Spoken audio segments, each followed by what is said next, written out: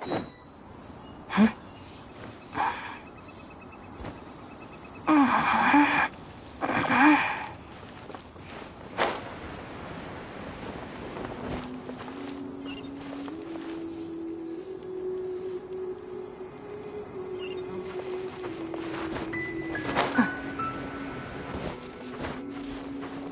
is that supply post? Here, post.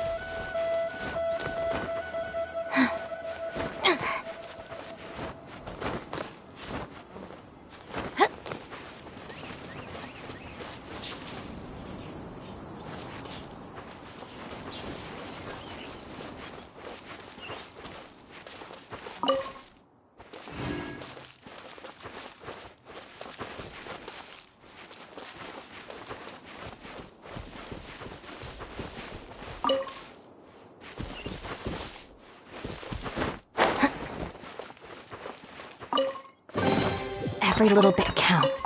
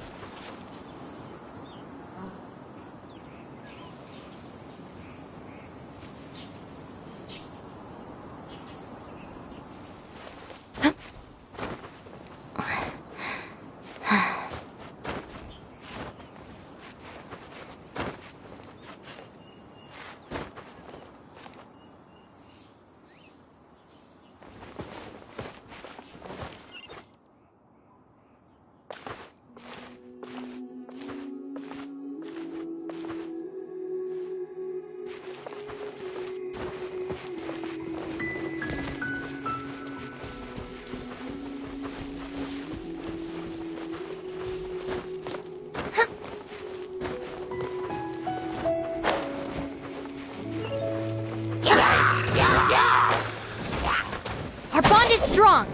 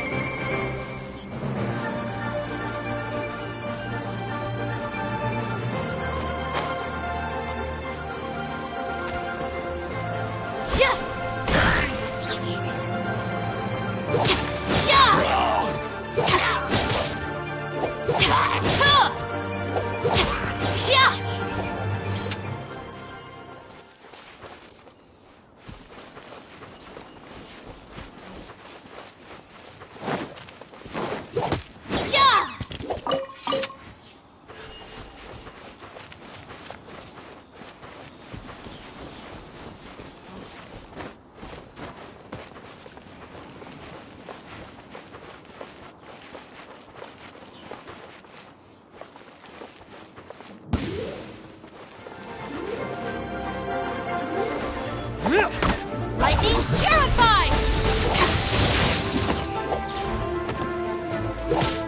Yeah! You're open!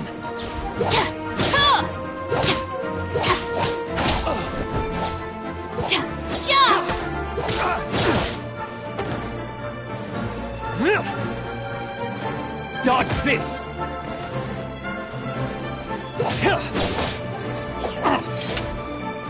You're open! Stand with me!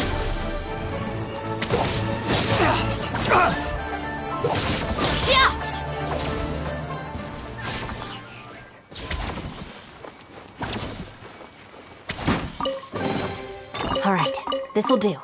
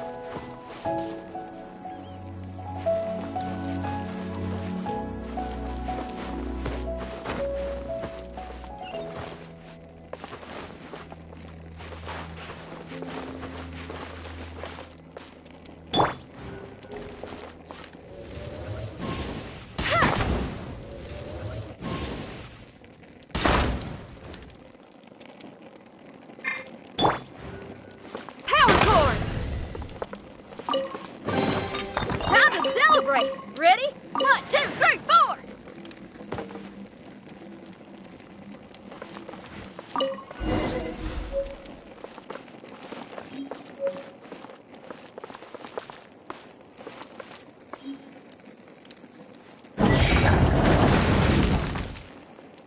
Pyrotechnics! Oh, this rocks!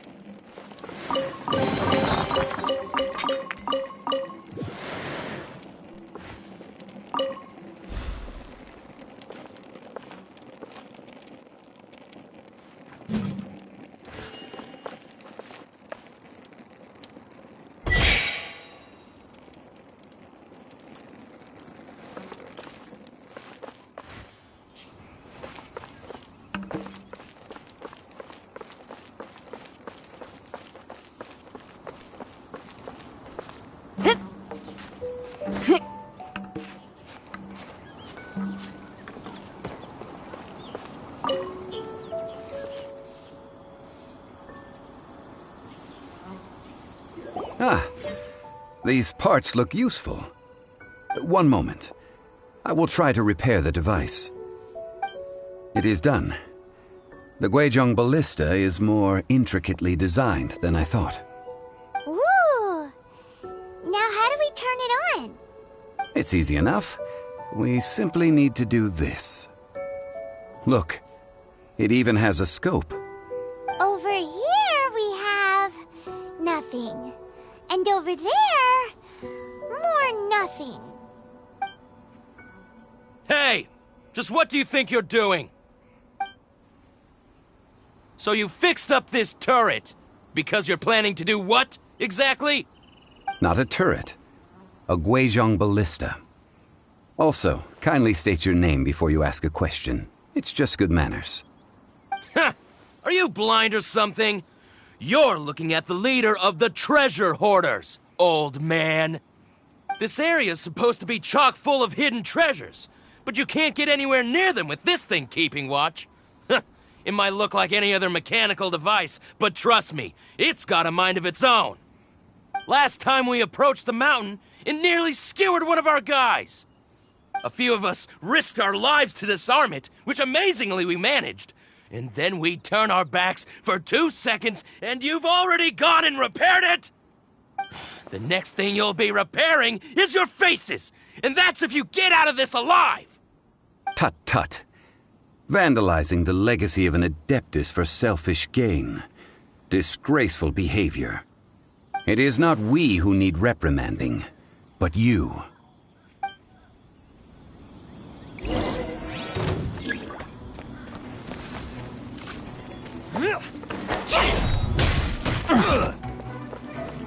Shrine till I'm dead! Feel the beat! Yeah.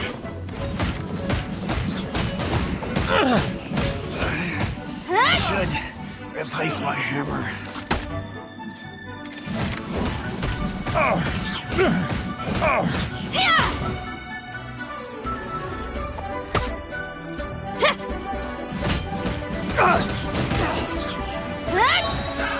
Another test subject. Have a little taste.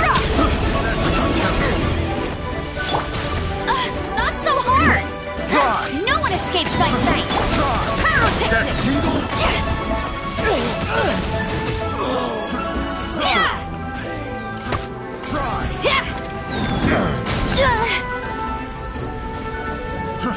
Fry!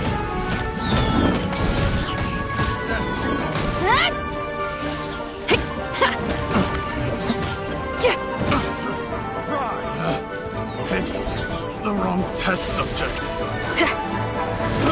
I got careless. That tingle?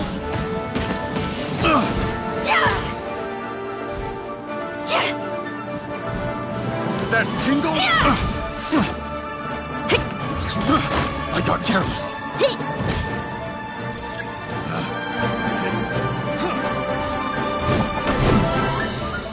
You're open.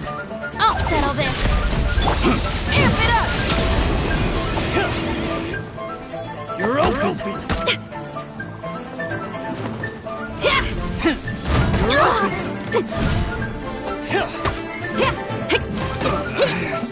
Should. Hey, not the guitar!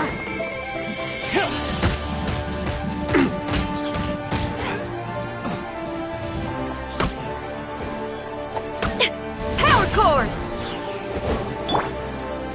No escape! Dodge this.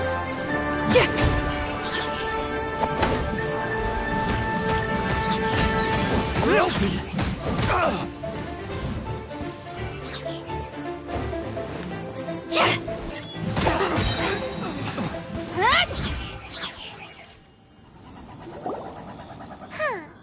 These lowlifes didn't know who they were messing with.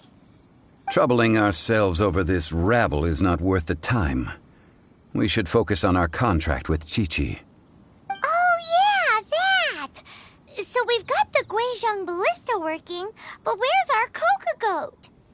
A search using the Guizhong ballista revealed no significant life forms nearby, save for the usual wildlife. What's more, a contraption built using Adeptus technology should have no trouble detecting an Adeptabeast, as Chi-Chi put it. Which means... Paimon wouldn't go that far. We did something positive, right? We won't solve anything while standing here and racking our brains. Let's return to Boo Boo Pharmacy, explain that we could not find a Coco Goat, and review our next step. Good idea. We did our best, and that's what counts.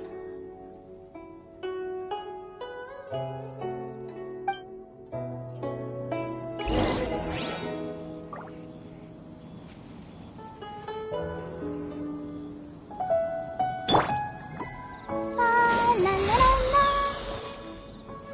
Let the show begin.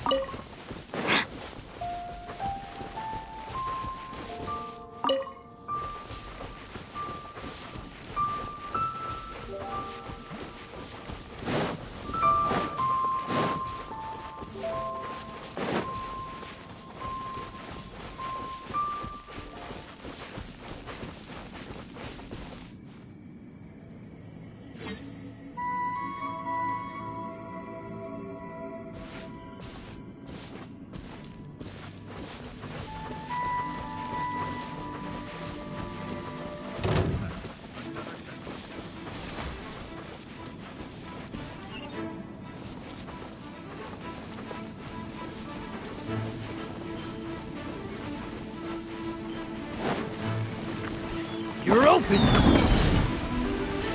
Our bond is strong! You're open! Yeah!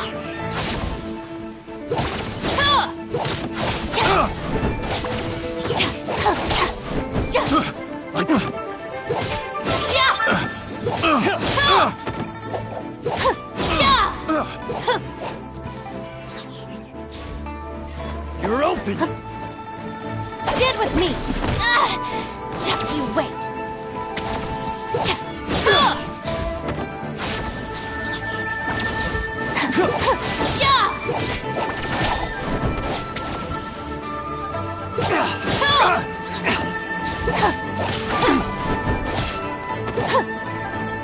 You're open!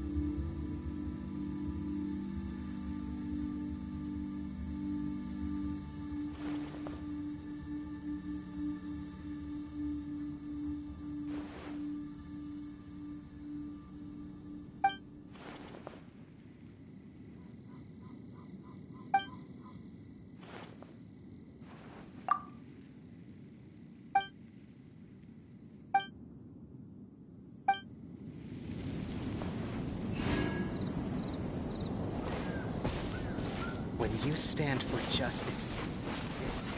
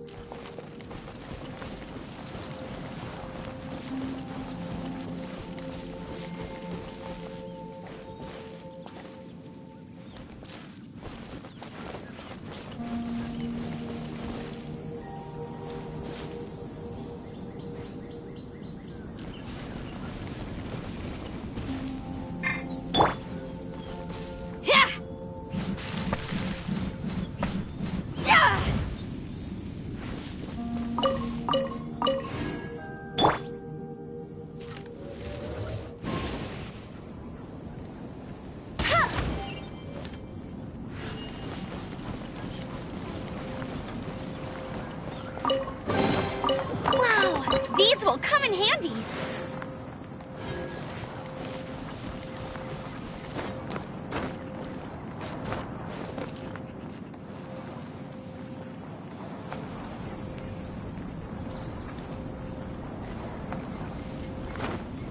I won't let you down.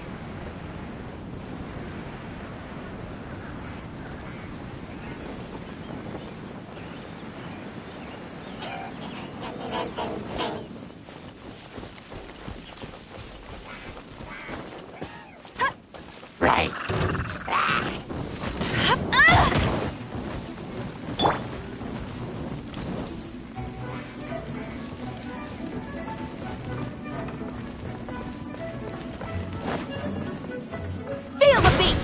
Time to rock! Our bond is strong! Yeah! Lightning purified!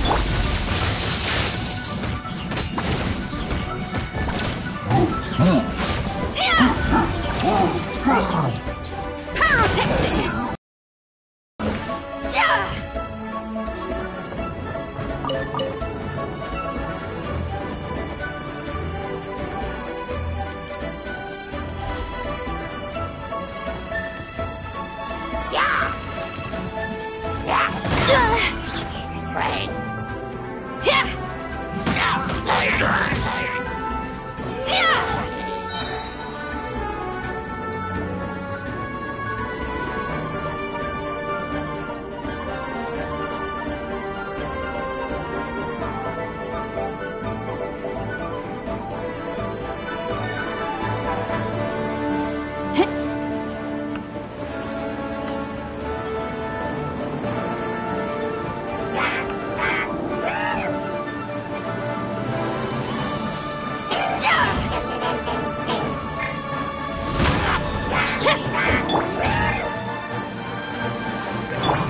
Try till I'm dead!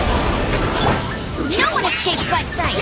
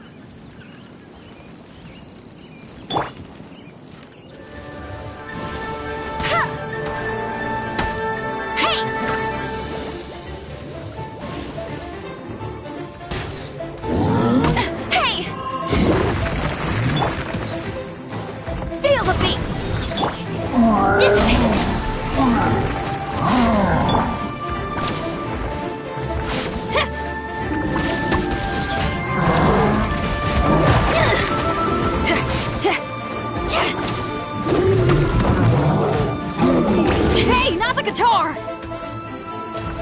Pyrotechnics! Stand with me! Out of my way! Amp it up!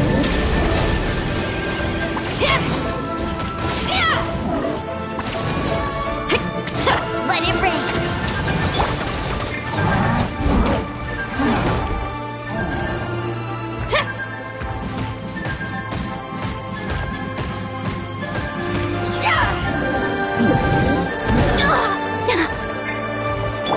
Dissipate!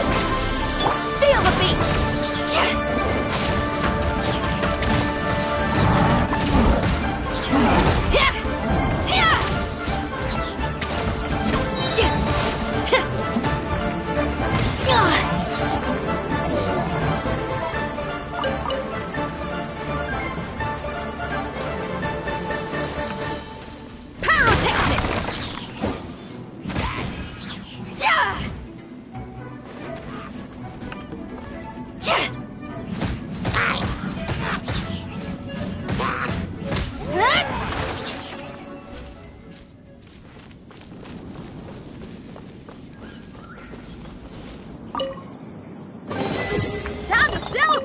Ready? 1, 2, 3, 4!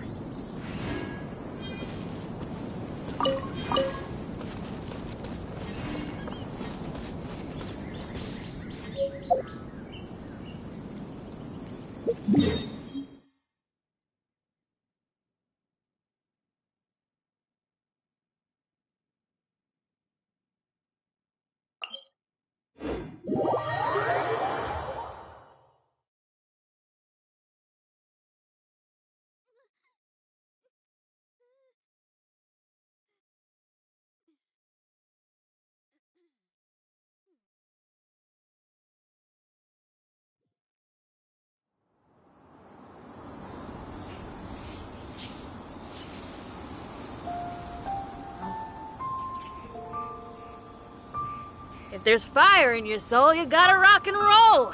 So come on, let's get moving.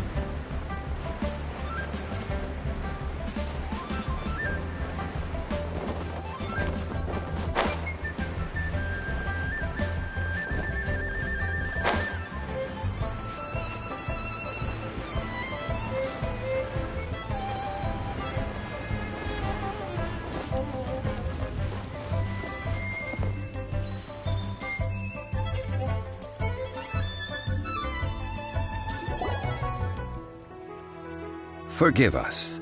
We were unable to fulfill our end of the contract. We found no trace of the Cocoa Goat Adeptibeast of which you speak. What a disappointment. Don't worry about it. But I feel very disappointed. Aw, poor Chi-Chi. Why does Paimon feel so guilty all of a sudden?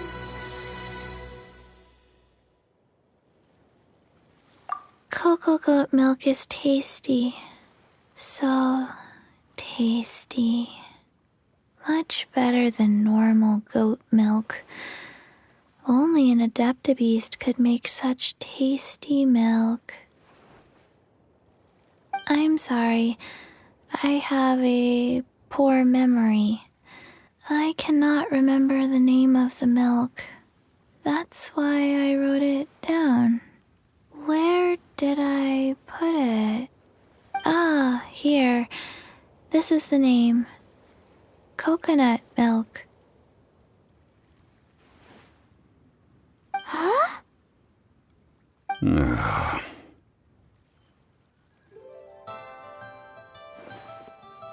I owe you both an apology. I hastily agreed to what appeared to be an equitable agreement with this zombie child, when perhaps I should have undertaken further due diligence. Never mind, Zhongli. You didn't know. As the liyue proverb goes, all things are random and... So how are you supposed to predict anything? Literally no one could have seen this coming. Excuse me, everyone. Did Chi-Chi say a bad thing? Oh, sorry, but Paimon's gonna leave the job of shattering this poor kiddo's world to you.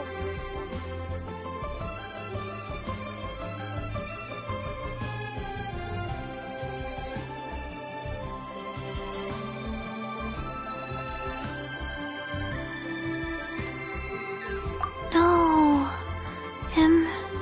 impossible. Seems Chi-Chi took this pretty hard.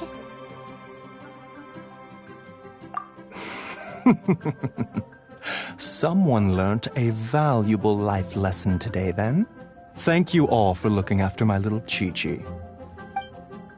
Might I ask who... Ah, how rude of me. I'm Baiju, boss of the Boo Boo Pharmacy. I thought Chi-Chi was the boss. Turns out it's some wacko who wears medicinal ingredients around his neck. What a sorry state of affairs. This little mascot is even more of a simpleton than Chi-Chi. Ah! The medicine... The snake is speaking!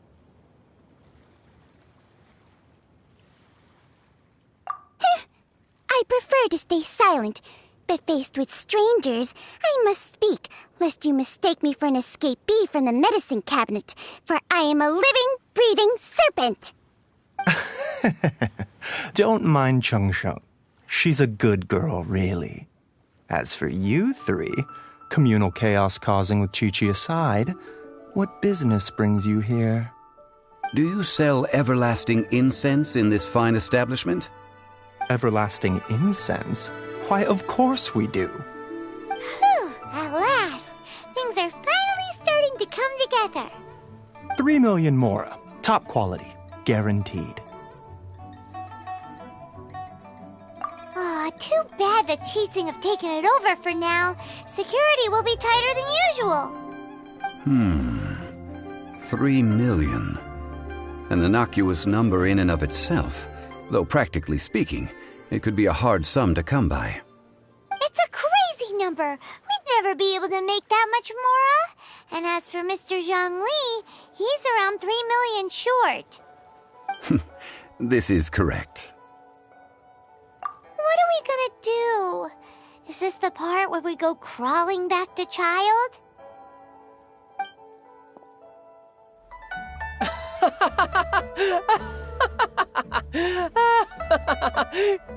Coco Goat!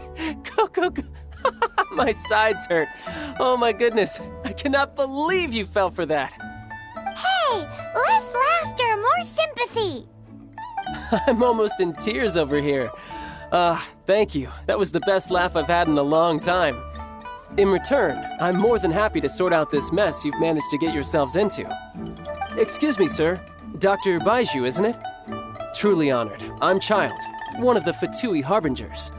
Forgive my audacity, but I see a great many opportunities for us to collaborate in the future. If Boo Boo Pharmacy needed a stable supply of, say, coconut milk, the Fatui could help by setting up a robust and speedy distribution network. Strange. I knew the Fatui infiltrated businesses with seductive deals, but so much fuss over coconut milk? Coconut milk. Baiju, quick. Chi-Chi wants coconut milk. Ah, yes, of course, Chi-Chi. Anything you want. Thank you, child. I look forward to a successful collaboration in the future. I can give you a discount on that everlasting incense, too. Let's say 2,990,000 mora. That's like 0 difference from 3 million! 2,990,000. Also an innocuous number in and of itself, though practically speaking, it is a whole 10,000 less than the original sum of 3 million. Well, now that this is settled, we must head back to Yujing Terrace. Mr. Child, Dr. Baiju, little Miss Chi-Chi, see you soon.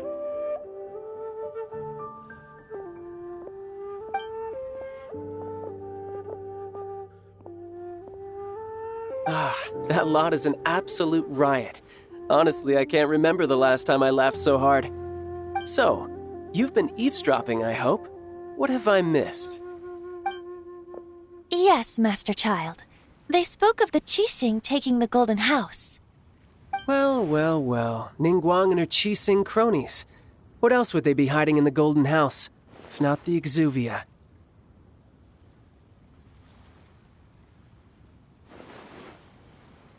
I apologize, but I warned you, didn't I?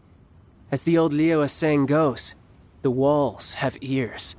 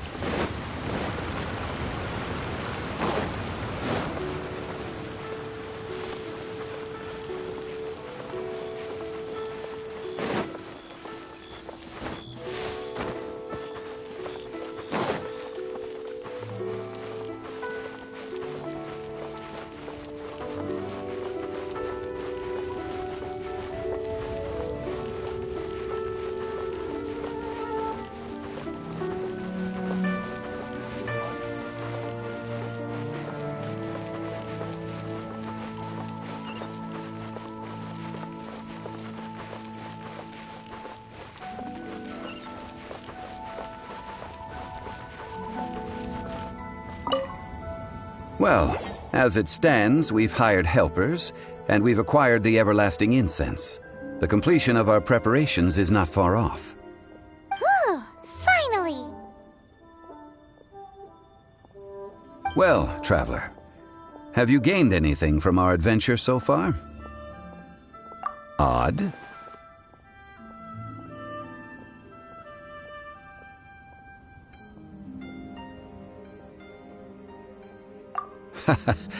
Which is it, I wonder?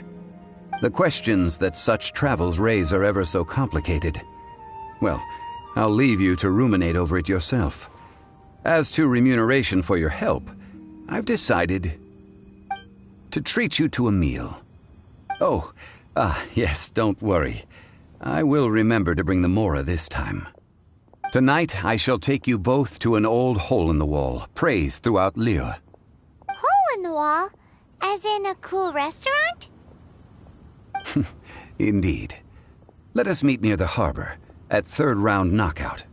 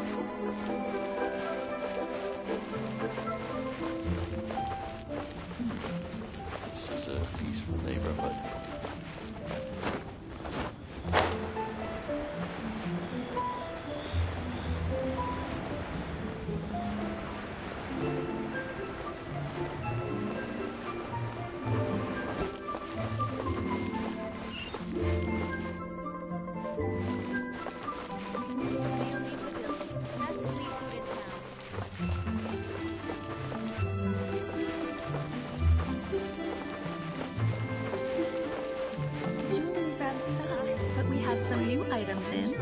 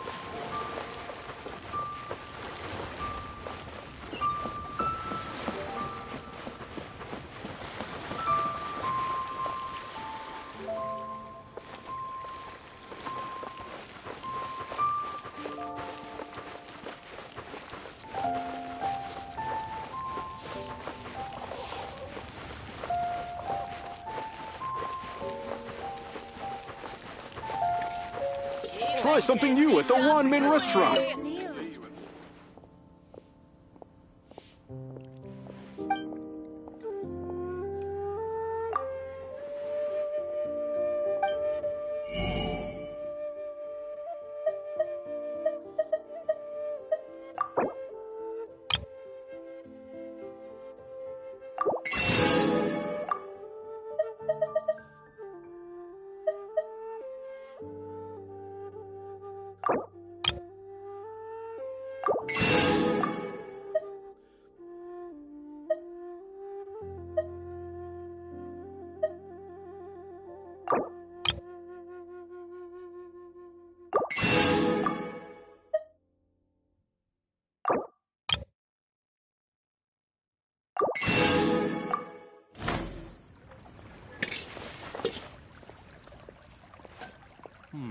Should I save this money or invest it? Listen, let me tell you how. To our success. What should I try this time?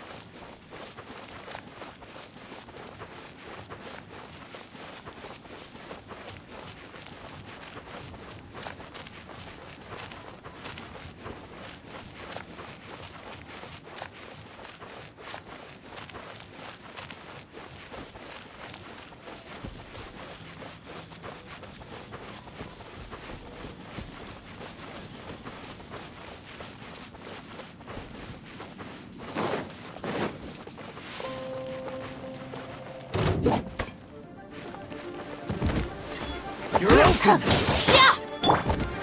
Feel the beat! You're open!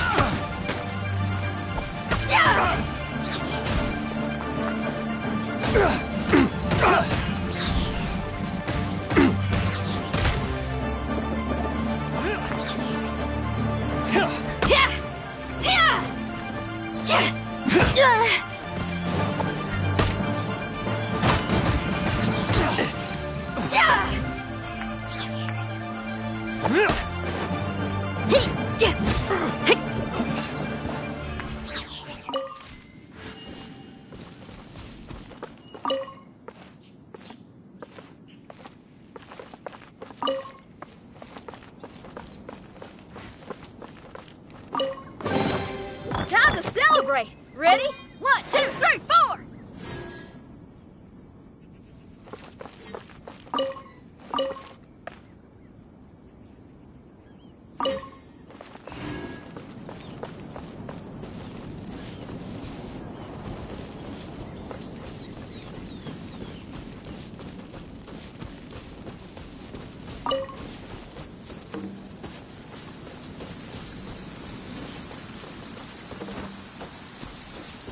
Oh, it's really coming down. Time to celebrate! Ready? 1, 2, 3, 4!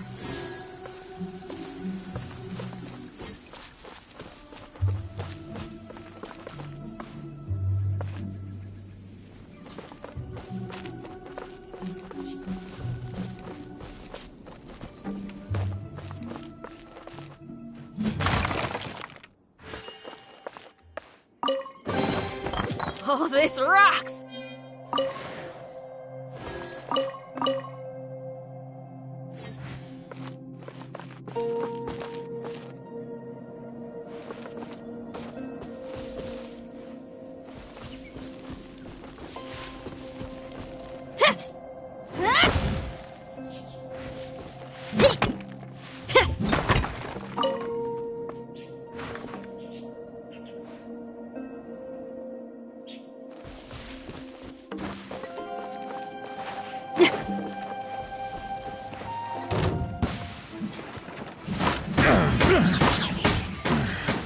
The hunter becomes Time to rock!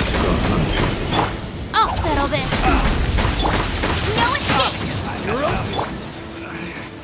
should replace my Hoover.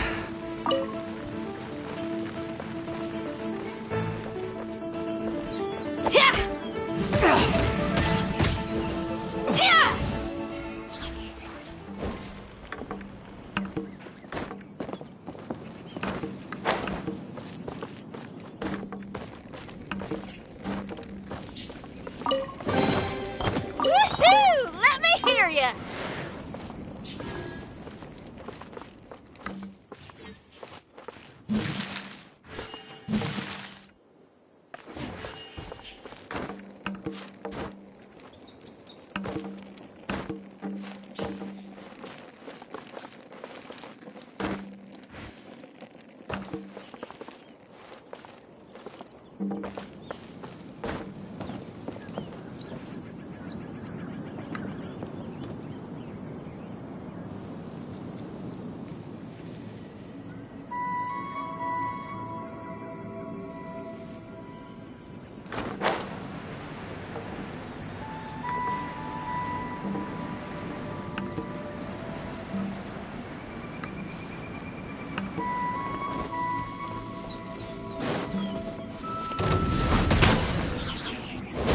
Suffocate! You're open.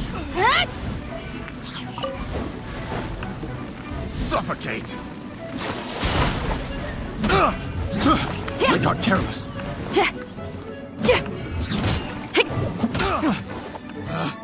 Picked the wrong test subject.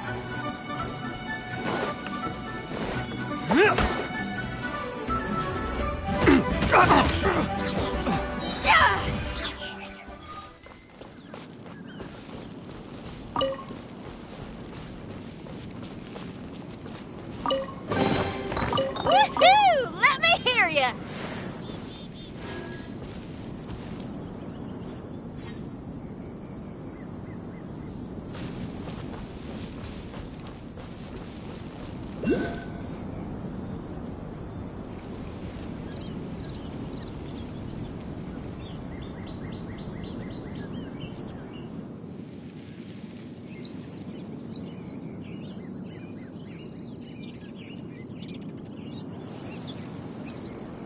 Whatever's going on over there, looks pretty rock and roll to me.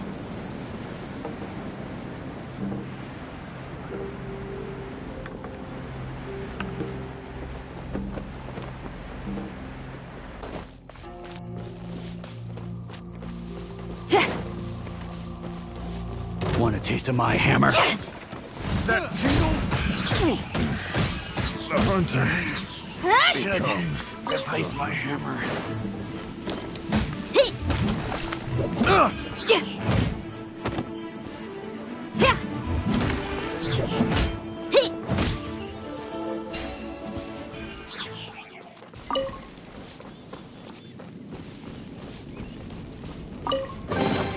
Time to celebrate! Ready? 1, 2, 3, 4!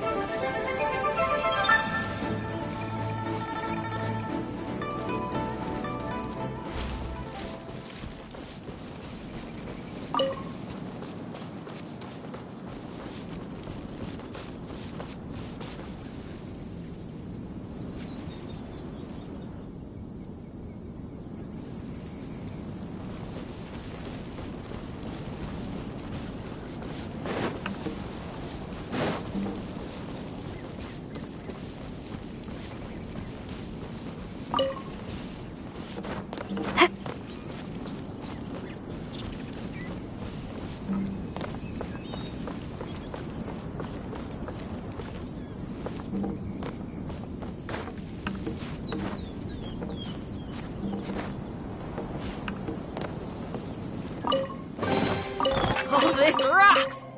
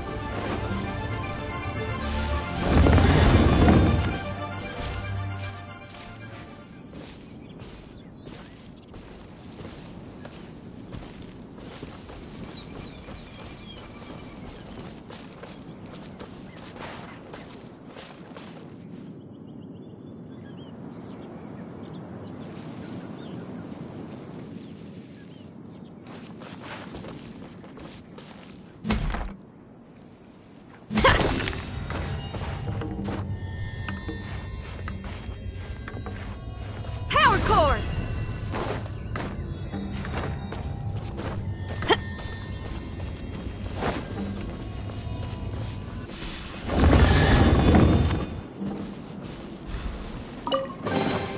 Oh, this rocks!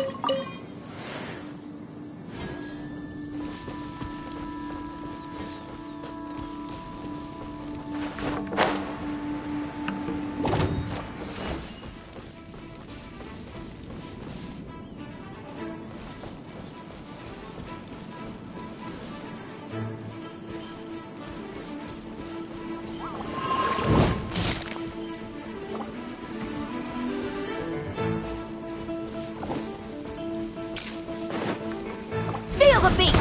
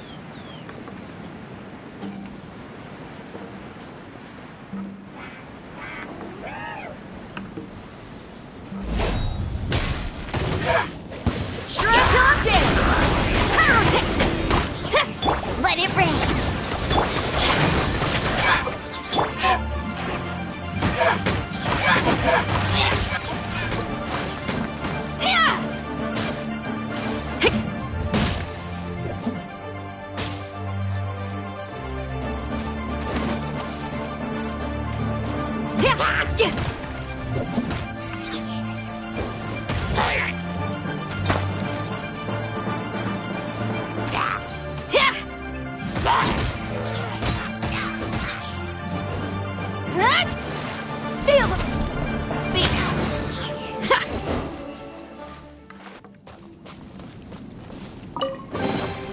Oh, this rocks!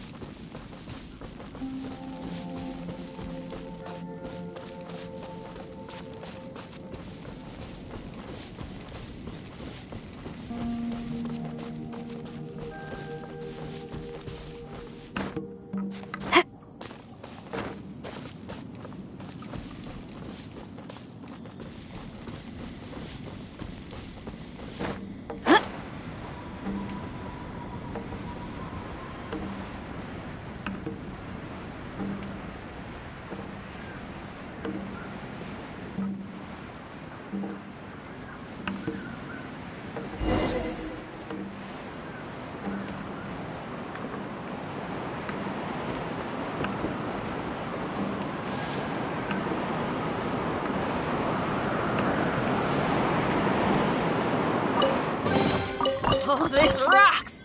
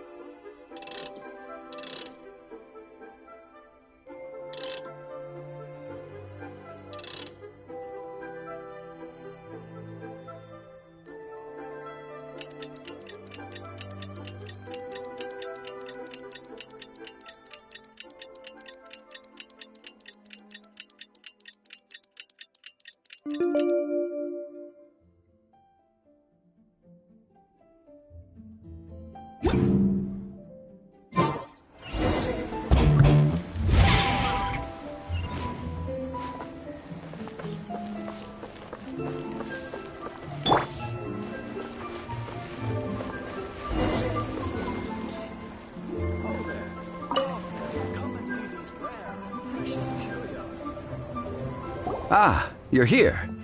There's no need to order. I've already done so. Third round knockout is not for lightweights, like those taverns in Mondstadt. Here, the owner does not take such unorthodox orders as fruit juice. I ordered some wine-fermented sweet rice balls for you, if that counts.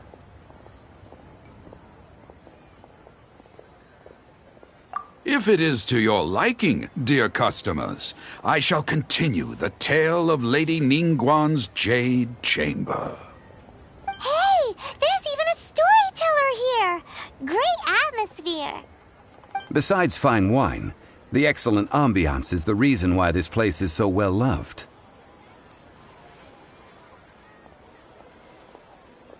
But when I say ambiance, I refer to a different sort from the one the Tevat travel guide uses to judge other establishments. As you all know, high above the land of Liyue lies a pavilion in the clouds, a palace in the mist. What does it mean to have all-seeing eyes? This, my friends, Lady Ningguang's masterwork that bridges earth and sky. Imagine, the weather is clear, and you gaze down from the deck on the world below. Behold, the glorious sights of Liyue Harbor, stretching out far and wide. They say that when Lady Ningguang ponders important affairs, she retreats to her jade chamber with none but her 3 closest confidants in tow. Why brings she these trusted 3 to sift through sources, dig through documents, looking for information? Piece by piece, facts and figures paint a picture on the walls of the chamber. But well before the wall is filled, Lady Ningguang's mind is made up. Having made her call, she has every last document shredded, and whoosh, she scatters the shavings out her window. Ah, look at them, how they billow in the wind like a sudden swirling blizzard. As the fragments fall, traces of text flicker before the eyes of the merchants of Liyue, like ink stains in white snow. The saying goes, the rarest treasures in the land are the words brought by the paper snow. For the words of the Tianquan have the power to move mountains, and all throughout the land know it.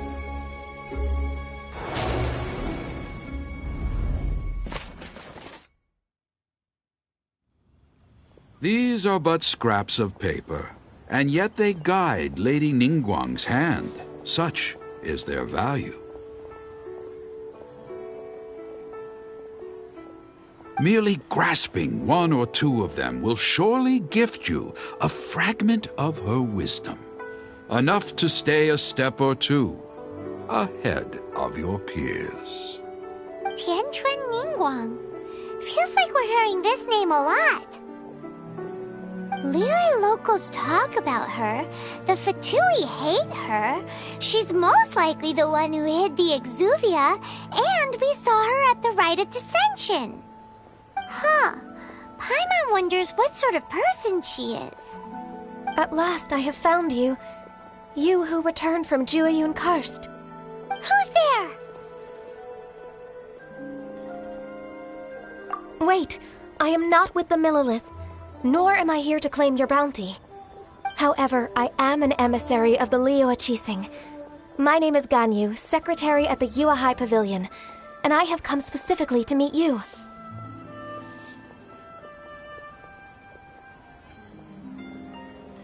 Well, In concrete terms, I am the corporate secretary for the Qixing. At the moment, I am serving as Lady Ningguang's special emissary. Ningguang sent you? We were literally just talking about her. My apologies, you who have returned from Jiayun Karst. I am duty-bound and cannot extend my courtesy to you in full. But I have with me a letter from Lady Ningguang. She extends a formal invitation to you in her capacity as Tianquan. She invites you to her palace in the sky. An official invitation? Lady Ningguang said this. Invite her to come here. I wish to meet her. At the Jade Chamber, together we shall snip every one of these entwining dark threads.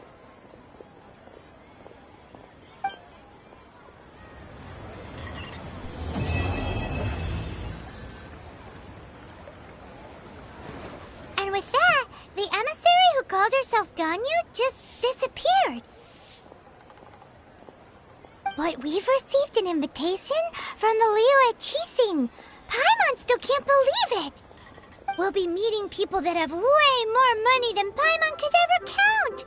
We should be on our best manners.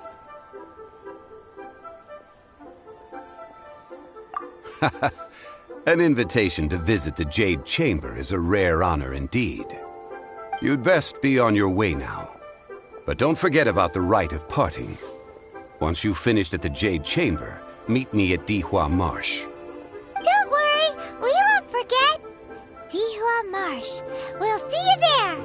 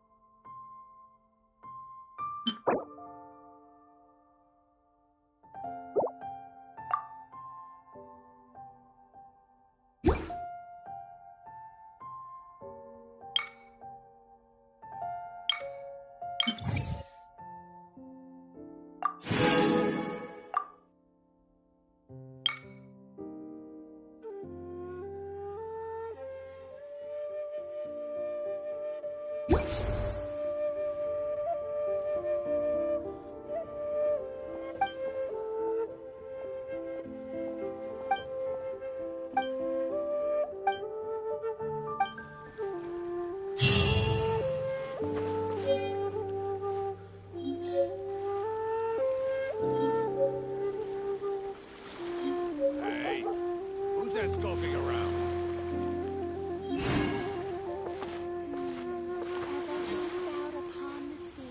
All tasks have been handed out. Ah, how relaxing.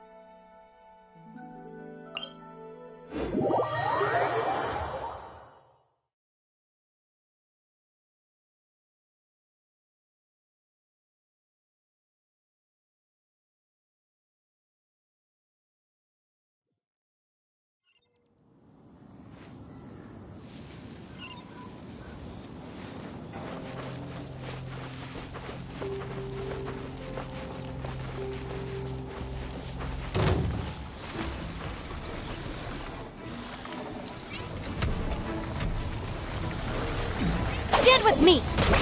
Lightning terrified!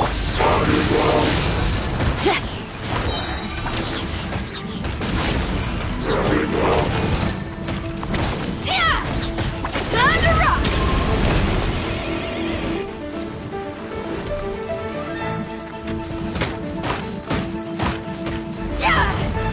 Power cord! Dissipate!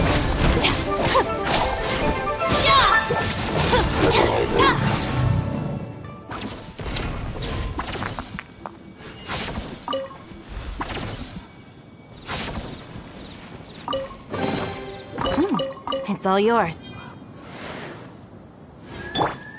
Ready, steady, go!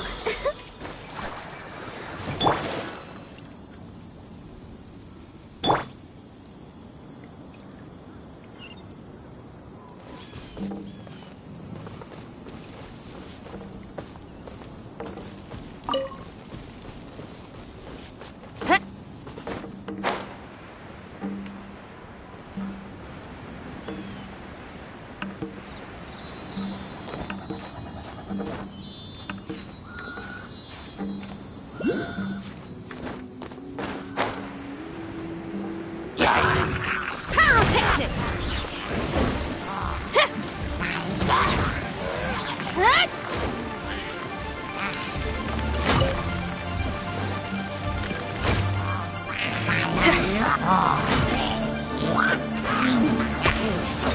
No one escapes my sight!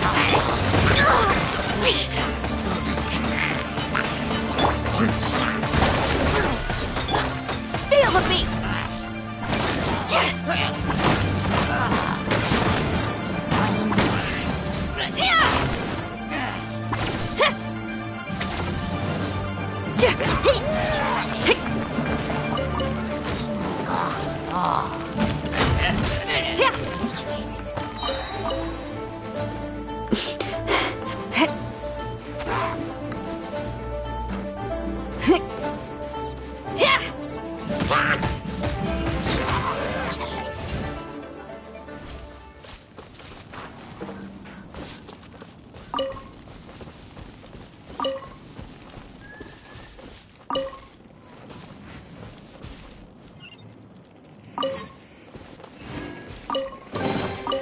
Woohoo! Let me hear ya!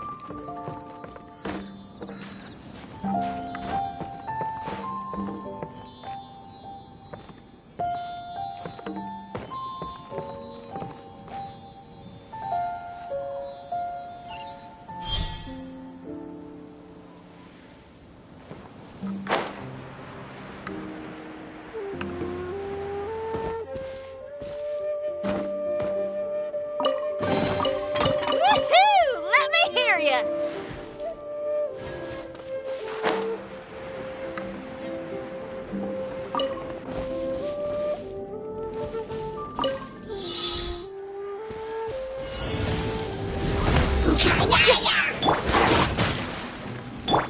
Out of my way! Shred till I'm dead!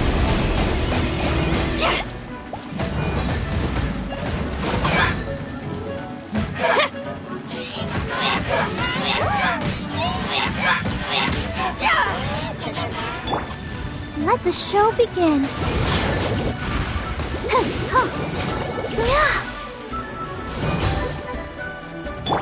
Power cord!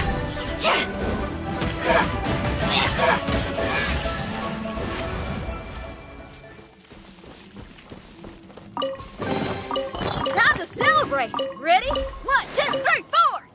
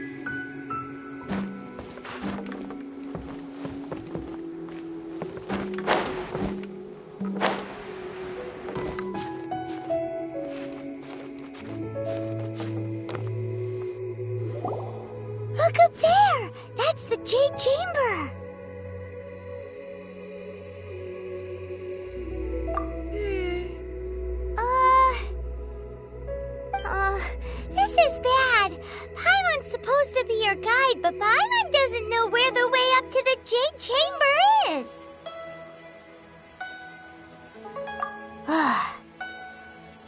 Well, since we want to go to the Jade Chamber, heading to its location on the map is the sensible thing to do. Let's look around. There has to be a way up there nearby.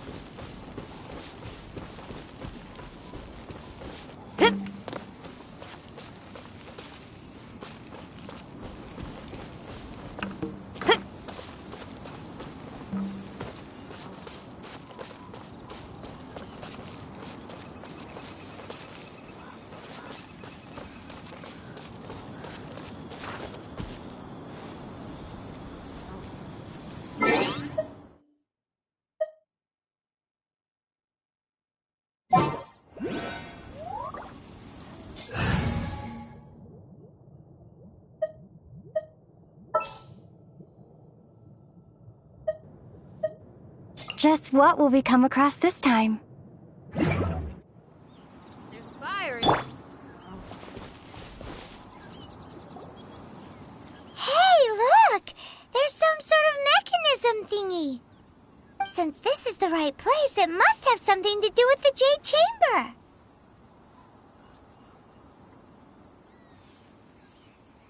Yes, this must be the way.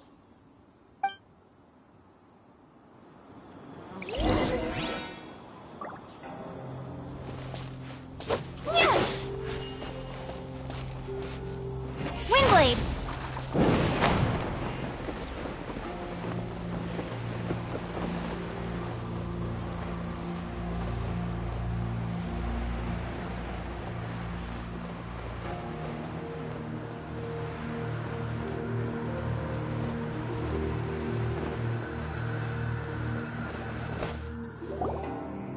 Huh?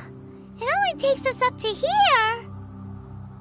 Aw, if that wind current was stronger, we'd be able to reach the top in one go. Huh? Why? Or... Oh, Paimon gets it! If it was a secret, Ganyu wouldn't have let us try to find it ourselves, right? Alright, let's follow your plan. Then we can... Oh, hang on a moment. Look down there! Looks like we've gotten close to the Guizhong Ballista. Paimon has a new idea! Why don't we shoot you up to the Jade Chamber using the ballista? Oh, right. This method does seem a bit unsafe.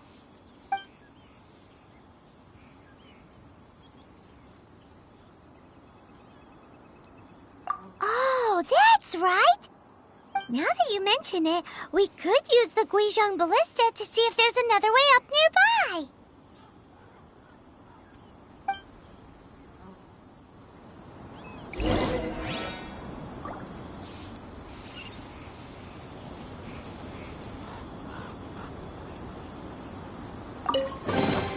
A reward on the road.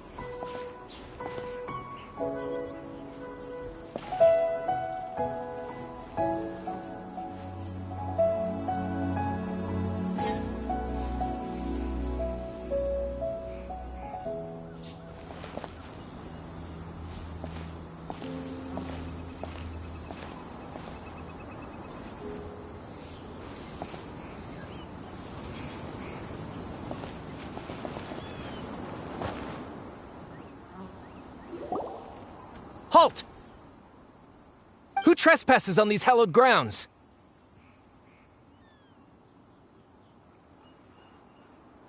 Exactly. What are you talking about? We're invited guests. What makes you think you can treat us like this? No. Wait. Maybe this was Ningguang's plan all along. She pretended to invite us to the Jade Chamber, but set up a Millilith ambush here to arrest us.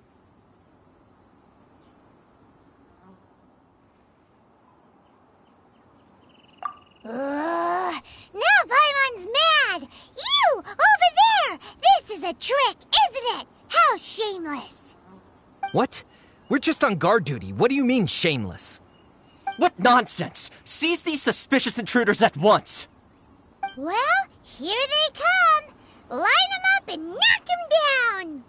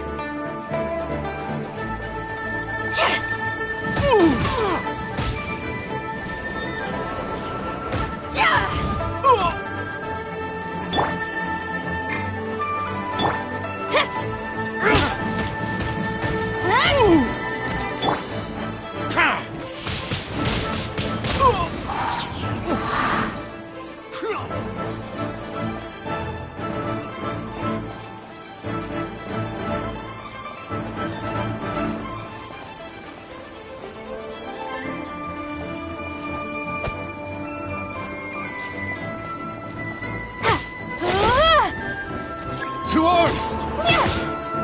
Attack!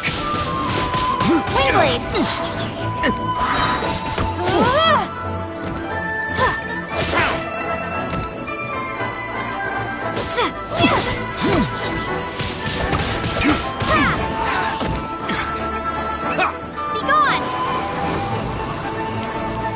Take the target alive!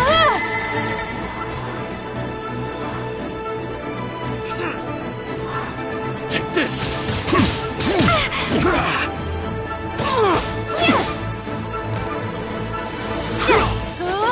Attack!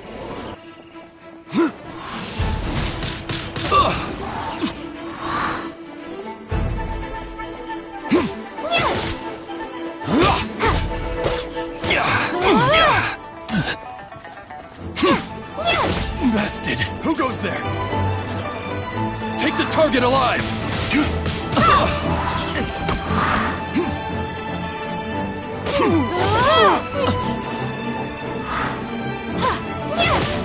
Our bond is strong. I'll settle this. Windblade! Prepare to be blown away!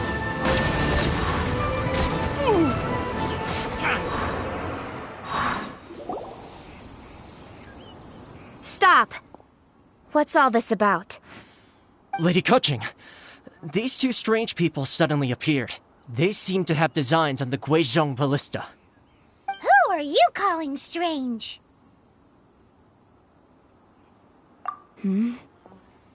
You want to go to the Jade Chamber?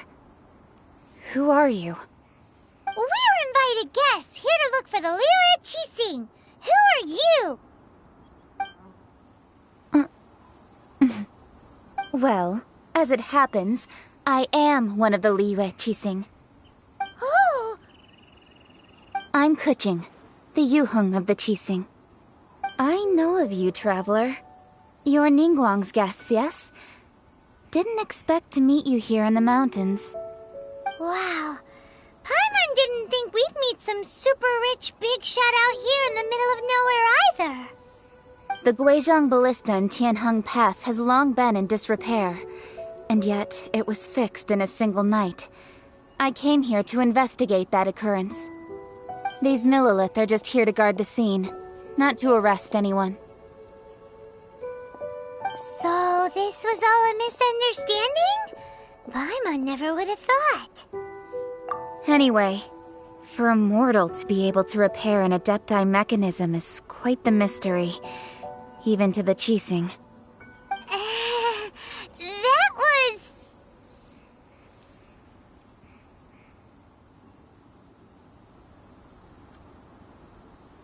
Huh? Oh, right. So, Lady Yuheng, might you have any idea why Lady Tianquan invited us to go to the Jade Chamber? Just call me Kuching. I'd say that Ningguang's purpose is to request that the savior of Mondstadt take a more neutral stance. Or at least, to not wholly side with the Adepti. We're not taking sides. We spoke with the Adepti. They want to protect liyue as well. When you say protect, you're referring to their sanctimonious arrogance, aren't you? Huh? You are mortals, and thus under their protection. There was no way they would have regarded you as someone with the ability to assassinate a god.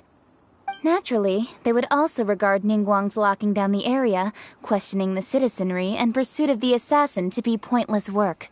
Perhaps they even wonder if there might be a cover-up. I'll say it like it is. They're underestimating us. Well, you've got a point there. Still, this is the first time Paimon's seen a person from liyue who doesn't respect the gods or the Adepti. Should I respect the shallow sense of time and condescension to mortals that has caused them to delay in moving against us, Qixing? Forget it. I shouldn't speak of them this way. This skepticism is mine alone, and Ningguang does not share it.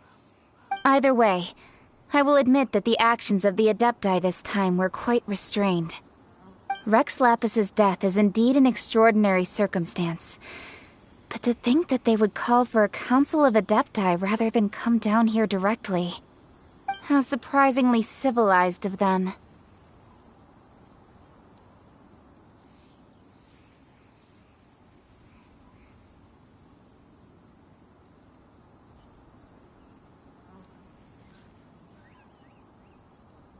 Well, for Ningguang, she would talk anything and everything out if she could. But I doubt we can do that here. The time of the Adepti has long passed. If even the liyue Qixing don't want to face that truth, then what future is there for liyue? Another super bold statement. I'll stop here. Honestly, I hadn't intended to say so much. But you're a good listener, traveler. You should both be off to the Jade Chamber. Don't be late now. Ningguang's schedule is packed to the gills all the way till next year. The cream of liyue's mercantile crop all see ascending to the Jade Chamber as the greatest honor. Each brings rich gifts as they visit, all to curry a little favor with Ningguang. Favor?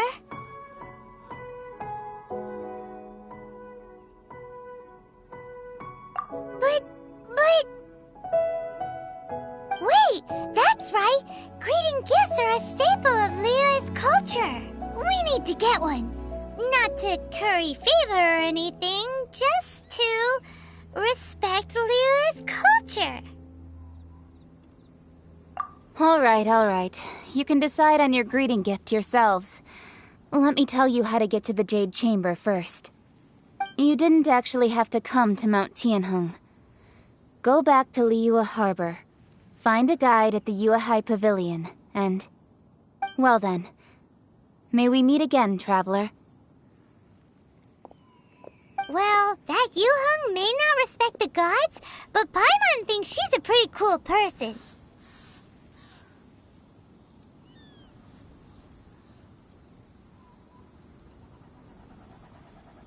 So, what should we give to Ningguang when we see her? Oh, right! Paimon dreamed of an amazing snack last night. Sugar-frosted slime. Paimon has a feeling that it would be perfect for a super rich person like Ningguang.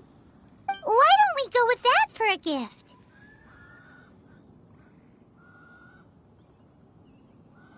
With a certain boom shakalaka, of course. Let's go gather ingredients. Time waits for no one, and neither will our riches.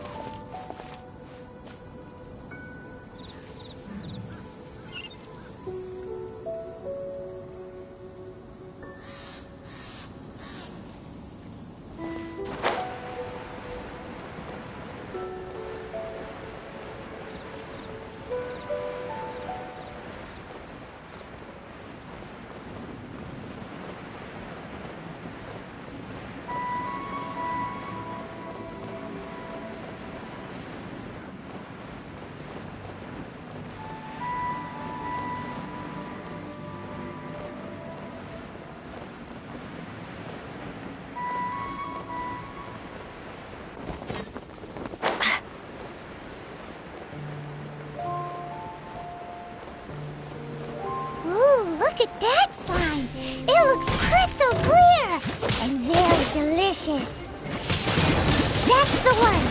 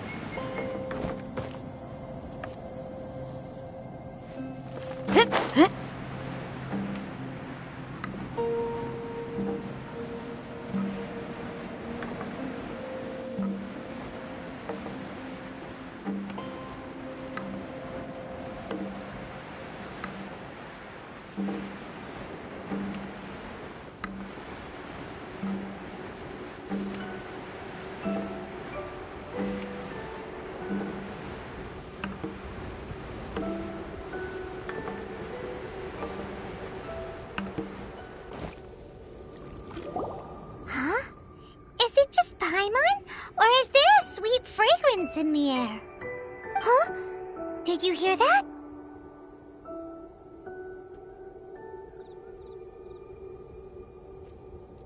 It seemed like it came from those ruins over there.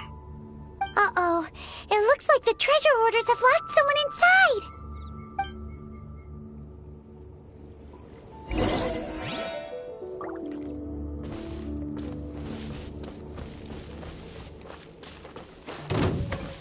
Direct Feel the beat!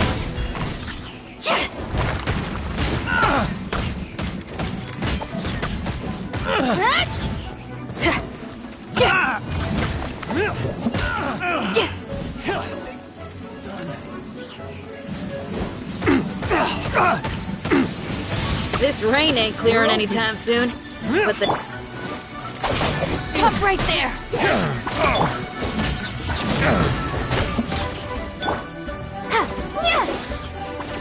You're open!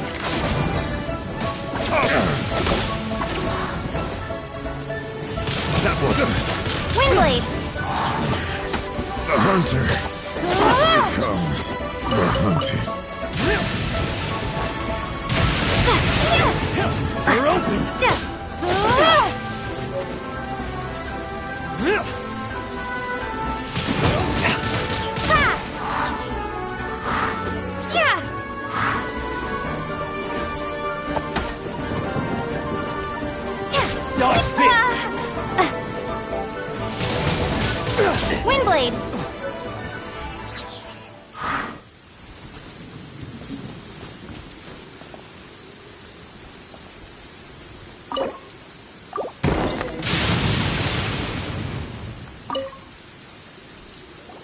Thank you for your help, kind travelers. If you hadn't come to my aid, I surely would have rotted in this cell. Those treasure hoarders, when their mood was good, they'd rearrange those pots of sweet flowers.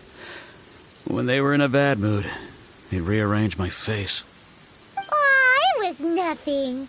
No need to thank us all at once or anything. I understand. Don't worry.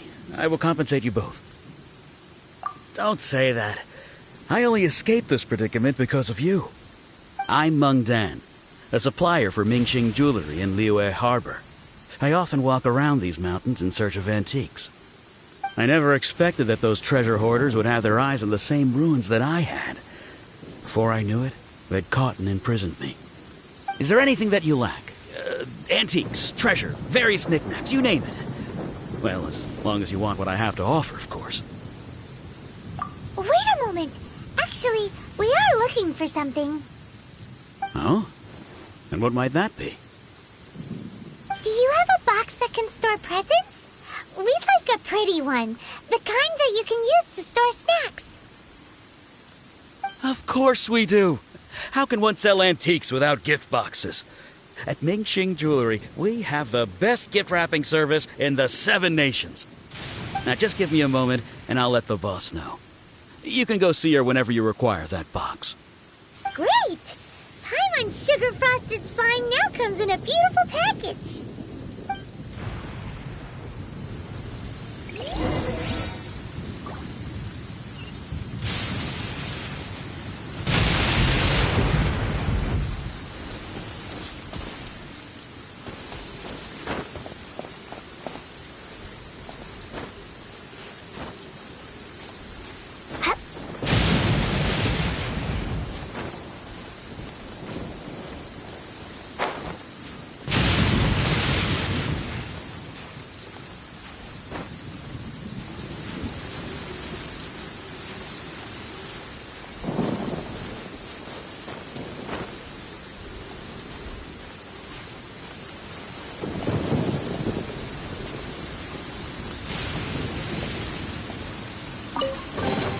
Is this an answer from this world?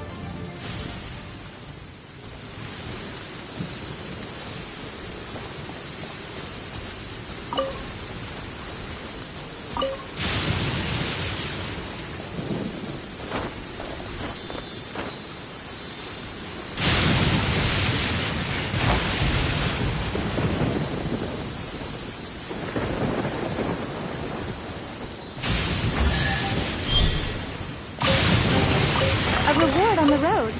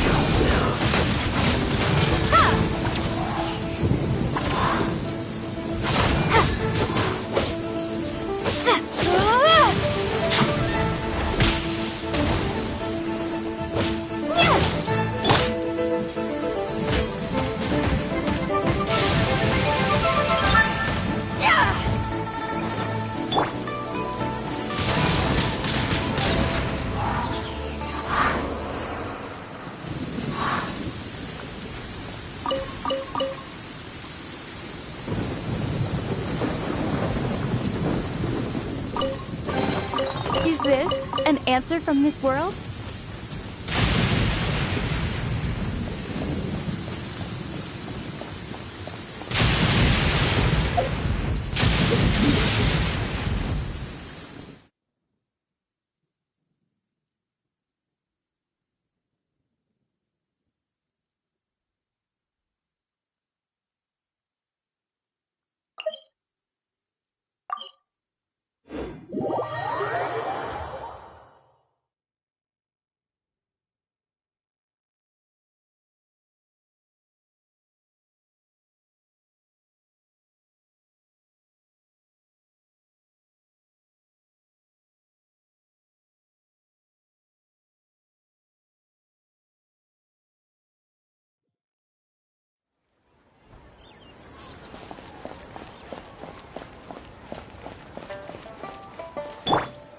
I'll protect us.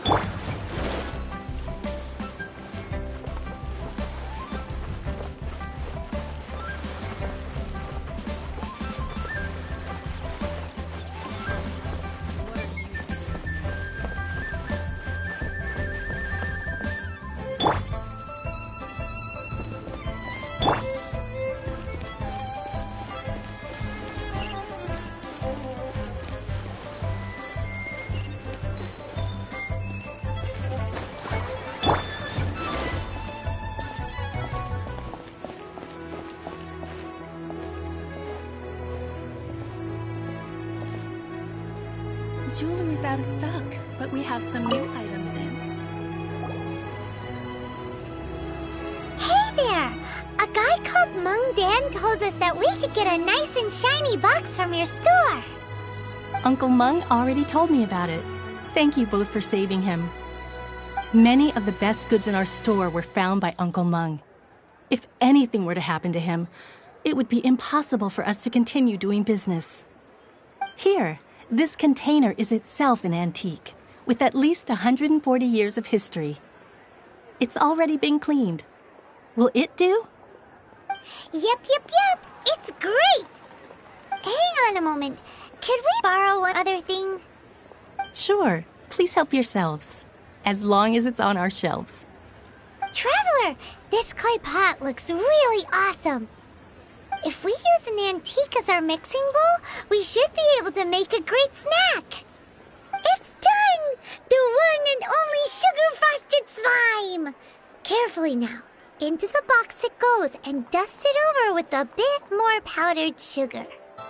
Oh, yes. You might want to use these 2 freshly picked flowers as decorations, too. Woohoo! It looks beautiful!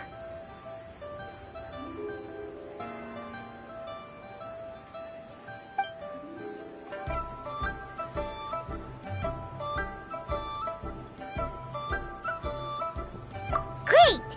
Now that we've put all that we've got into this box, let's go to the Jade Chamber to see Ningguang.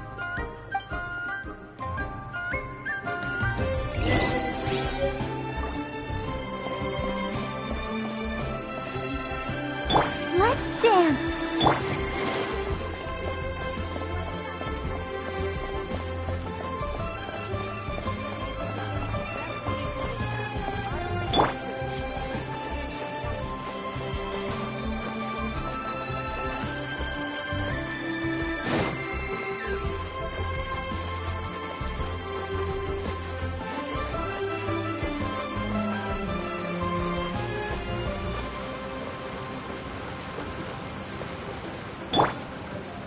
Let the show be...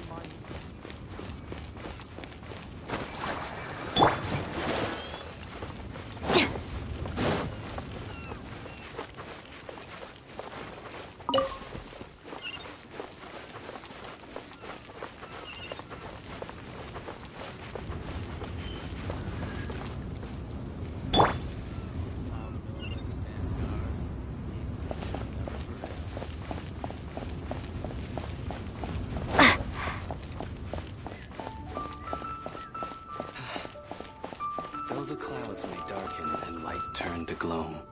Still the moon over the chamber roams. According to Kuching, this is what we should say. Excuse me, do you sell the moon here?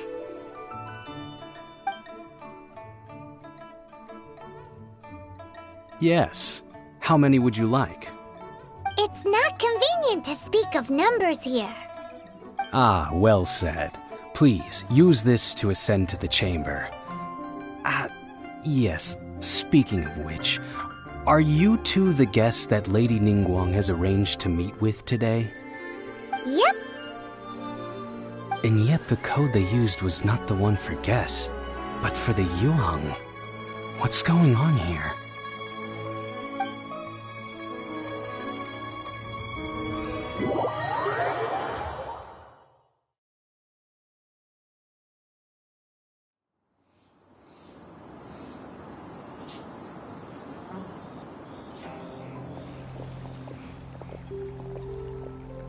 I've been waiting for you, returnee from Jueyun Karst.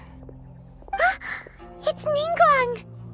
Since this is our first meeting, we've prepared a gift. I hope you like it. Oh, for me. You have my thanks. It seems that I have made things difficult for you, considering that you were supposed to be my guests. Oh no, it's nothing.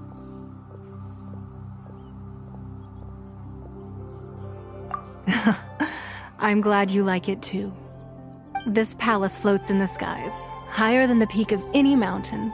From this vantage point, one may survey all of liyue. I have been gathering the funds necessary to build it from the time I began learning the merchant's craft. And since becoming the Tianquan, I have spared no effort in hiring the best craftsmen to constantly extend it.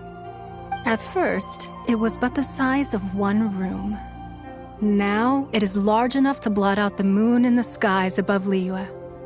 One day, I believe it will overshadow all 7 nations. Not many from outside liyue earn the right to ascend to the Jade Chamber.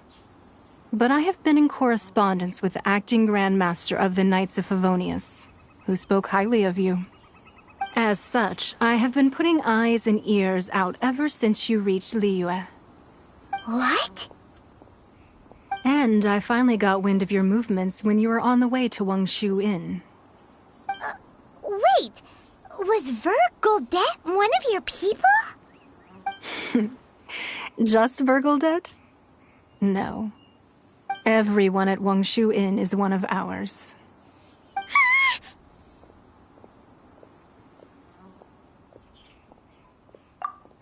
At the Guizhang Ballista, yes? You weren't peeking on us from the skies the whole time, were you? I fear that peeking would have been a little difficult from this altitude. Our eyes and ears are more than sufficient. You two are very interesting people, after all. It would be natural to take an interest.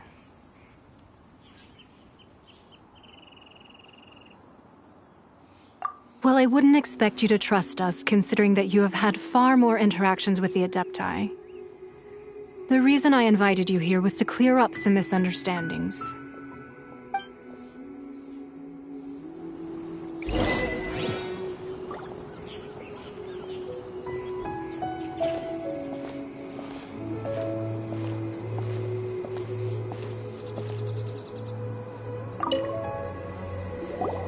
I believe that you've heard of the Archon War.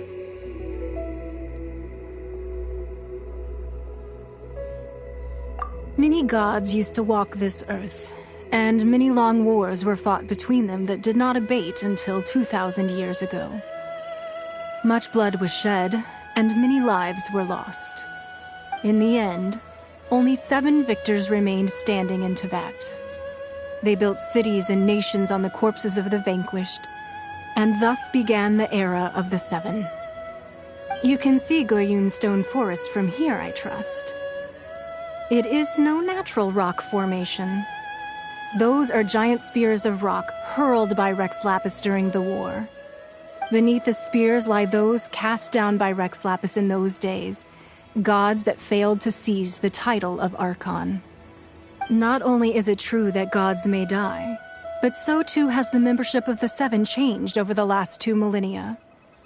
Rex Lapis's passing is an unimaginable disaster for Liyue, but the Order of the Seven will not collapse simply because of that. Another Lord of Geo will arise sooner or later. Yet, how are we to forget Rex Lapis? When that time comes, the relationship between the people of Liyue and the gods and Adepti will surely be different from before. Even in a new era, the liyue Qixing remain Rex Lapis's former subjects. Do you really think us capable of having played a part in his demise? Of lacking the foresight to see the certain repercussions?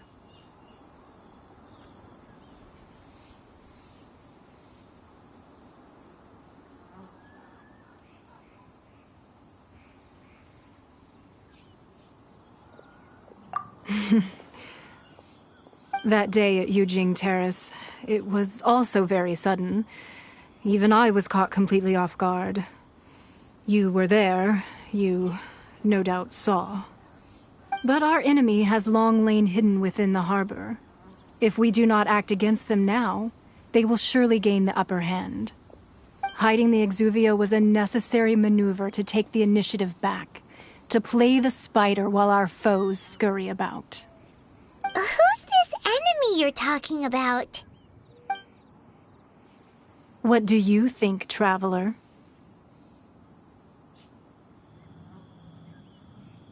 Huh? What are you two talking about? Well answered. The scenery out here is fine indeed, but the wind is a little strong. Our preparations to receive guests within are complete. So please, this way.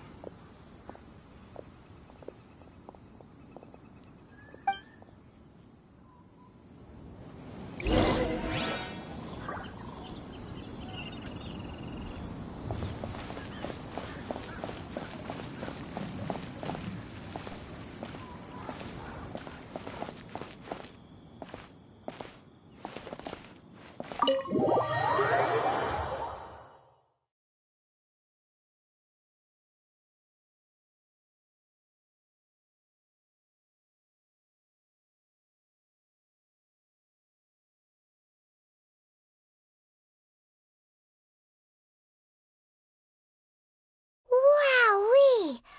What a huge hall! Paimon's never seen such a fancy place before.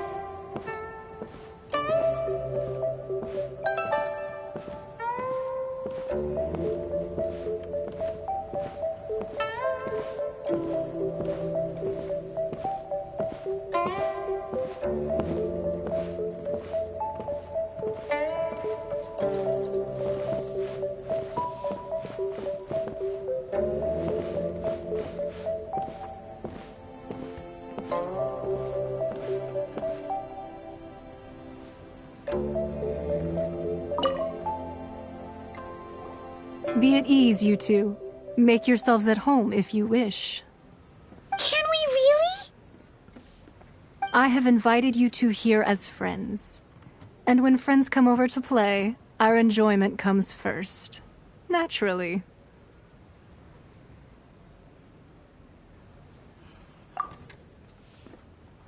Ooh! Isn't this that legendary wall? Why, you've kept your ear to the ground, I see. That's because even the storytellers are talking about it. Everyone's after a piece of paper from that wall. It's super famous. That's because that wall records Leo's secrets. Merchants have always been attracted to secrets. But the secrets of the mercantile world are of no interest to you, are they, traveler? You're rather special, really, and I think you're quite aware of that. If possible, I'd like to have your trust.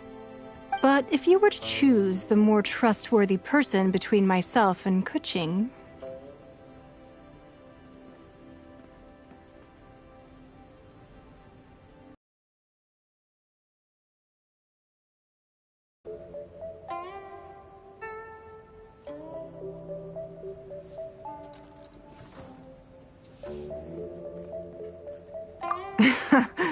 You'd pick Kuching? Nah, I had a feeling. I originally thought her a bit too hard-headed. With someone of her character on the Qixing, I've had some extra messes to clean up behind the scenes.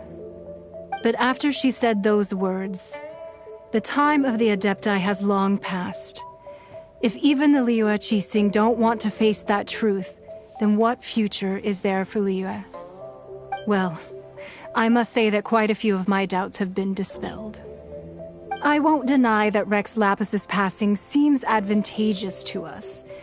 But, for Liyue's sake, we cannot allow ourselves to be shackled by rumors of our usurpation of power. Indeed. It seems that you understood what I meant to say from the very beginning. I called for the gag order and for the exuvia to be hidden to temporarily stabilize the situation, and also to prevent something similar to the incident in Mondstadt. With Rex Lapis's death, the Fatui have busied themselves with many clandestine actions beyond their diplomatic remit. As the Tianquan, one responsible for Liyue, I cannot be too concerned with appearances when opposing them. Allowing the rite of parting to take place was also meant to buy some time for us to take control of Liyue's administration. It's exactly as Zhongli said. The Qixing only provided the venue for their rite so they could use us for their own ends. Wait, that's right. Speaking of ends, could I say one other thing? Of course. Paimon's heard that anyone who sends a greeting gift gets a little something in return. So, does that include us?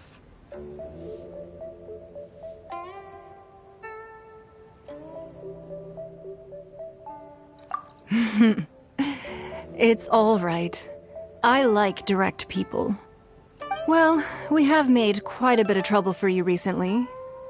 How about this?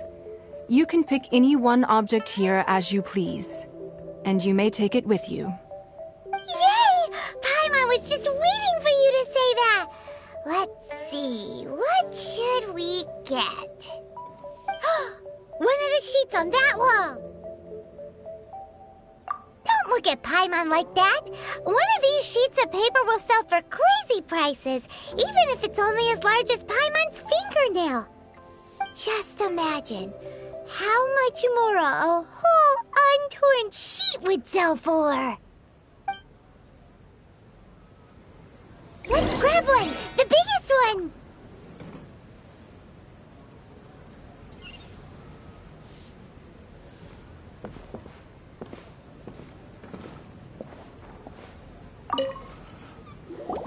Huh? Well, that was an easy search. The biggest sheet is right up there in the most obvious spot. Let's go with that one. La la la la la. Let's see what's written on it. Huh? There's a place marked with a circle on here. Oh, could it be treasure? Whatever it is, it better make us filthy rich. Let's see what's written over here. Sigil of permission, something, something, Fatui, research, copy. Huh? Aw, that doesn't sound like treasure at all. This piece of paper shows that a Qixing spy discovered traces of classified Fatui research on the Sigil of Permission. Oh, Ningguang did say that the Fatui have been up to all kinds of mischief in the shadows of Liyue, spreading rumors, wanting to get their hands on the Archon's body and whatnot. But research on the Sigil of Permission? Paimon wonders what they're up to. Speaking of which, there's also some connection between you and the Sigil of Permission. Seems there's still more for us to find out. Oh, you really think so?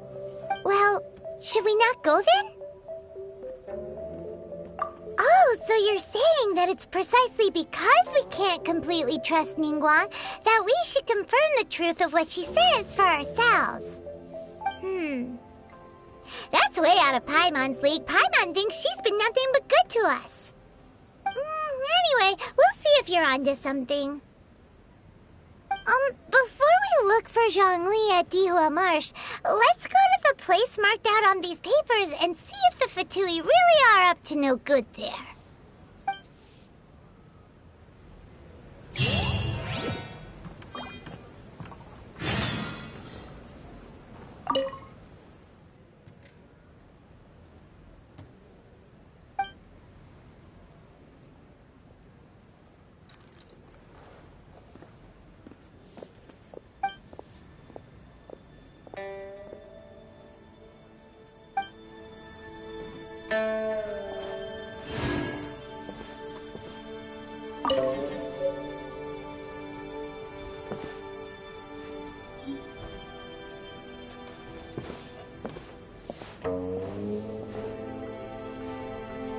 Sorry, anything business related is confidential.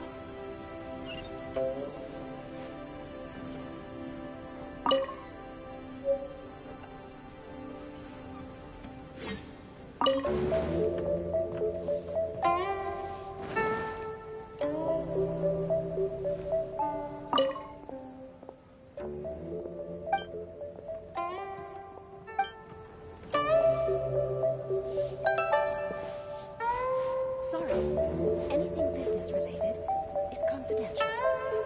So, have you made your choice? You don't have to confirm it with me. Just choose one and take it. Afterwards, why not sit down for a while in the Jade Chamber? Or have a short stroll? Rest is also an integral part of any journey. Come now. There's no need to stand on ceremony. Loosen up a little.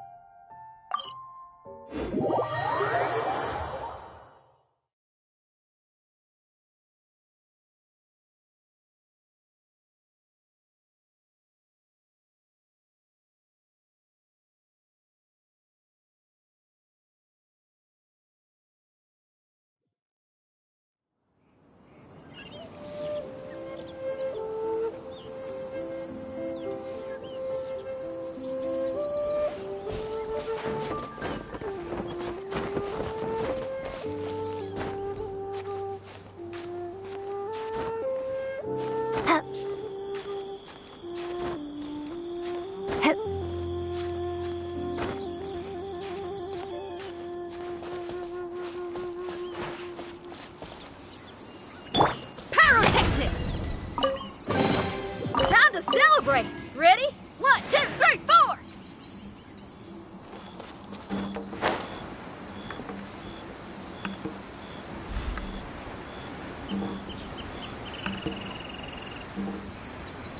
There really were Fatui at the location written down on this piece of paper. And they look really mad at us, too.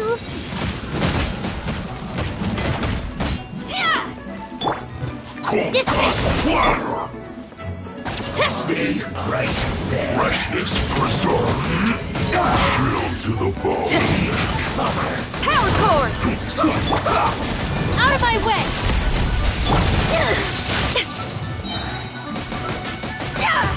Let's end this quickly.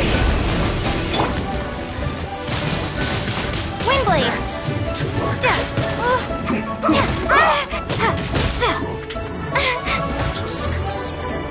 Prepare to be blown away!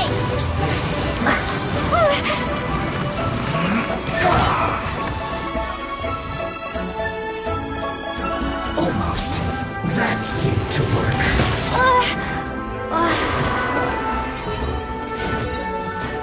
Let's dance.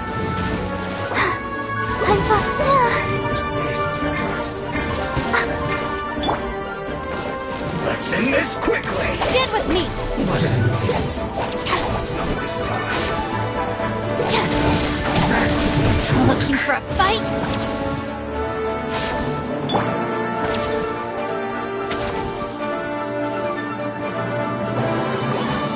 Use this first. Almost. That seemed to work. I'll protect us. Use this first.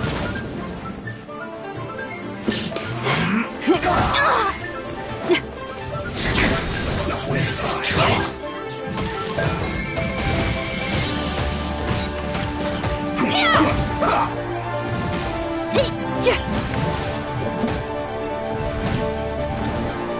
Finally, some quiet. Let's end this quickly.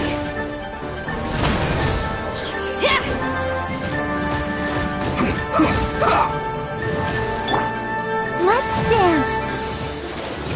Yeah. Oh.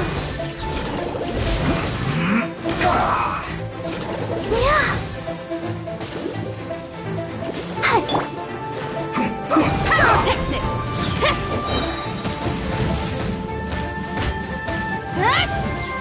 Try till I'm dead! Let's end this quickly.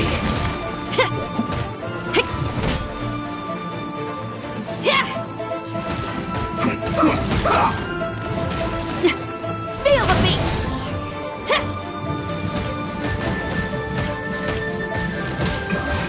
This isn't good.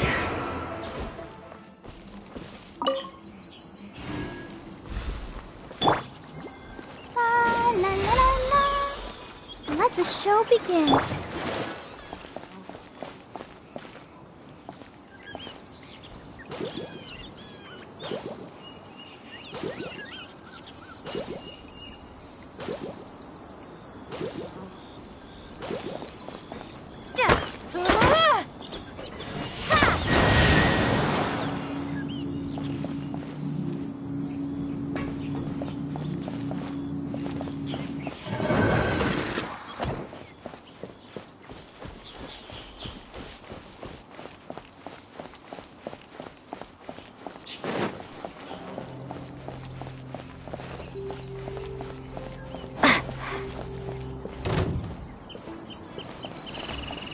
Have a load of this.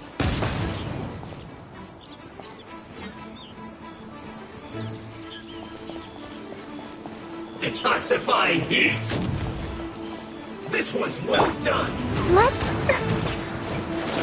Yeah. Yeah. Feels hot.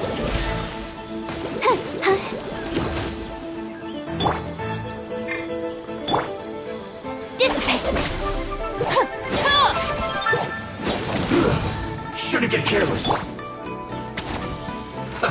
Let's move.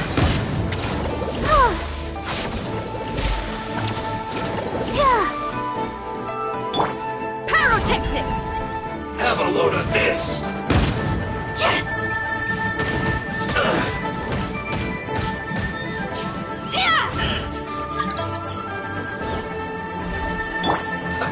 Let the show begin.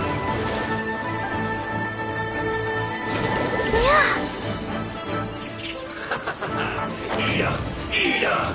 Roasted fried!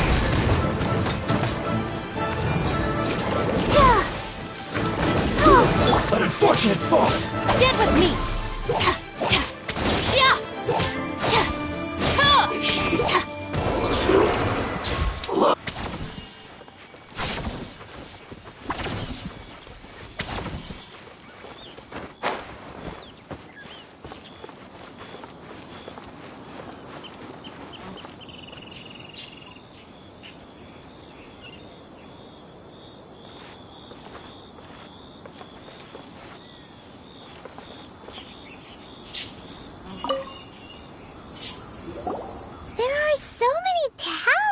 Here.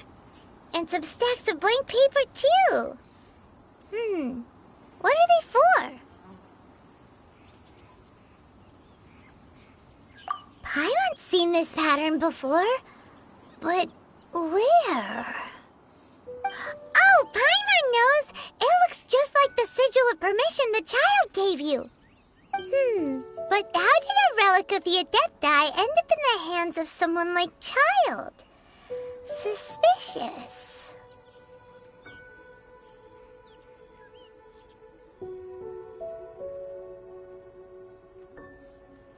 Oh, that's right. Cloud Retainer said that when the Lord of Geo created the Sigil of Permission, it wasn't to be used as some old relic. Talismans like that were once used in the Archon War to channel divine powers. Maybe the Fatui are copying the Sigil of Permission in hopes of achieving a similar effect. Being able to channel divine power in battle? Whew, that sounds pretty dangerous.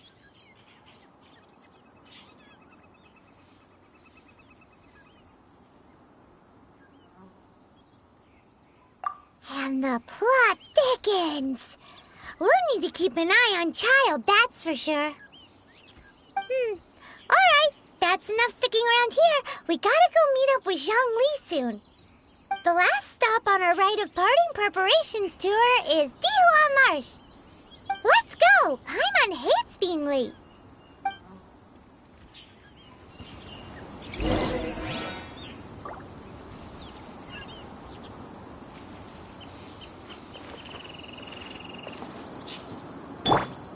Let's dance.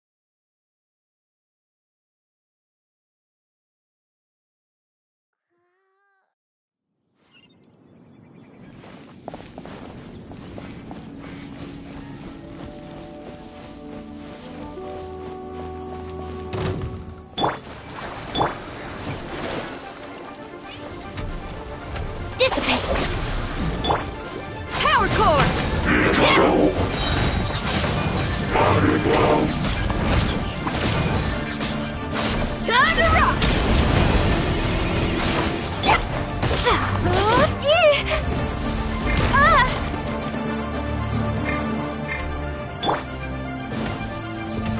Our bond is strong. I need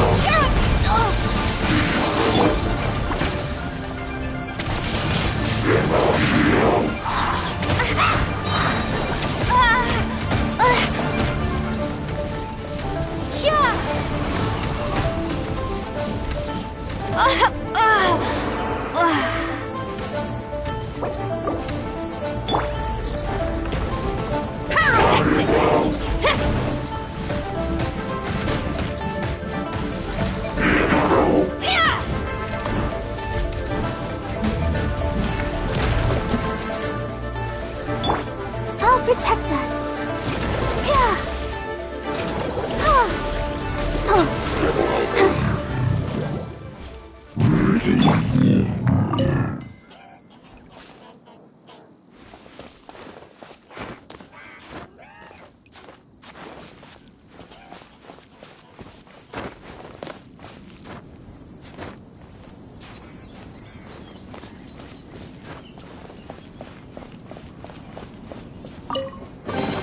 Is this an answer from this world?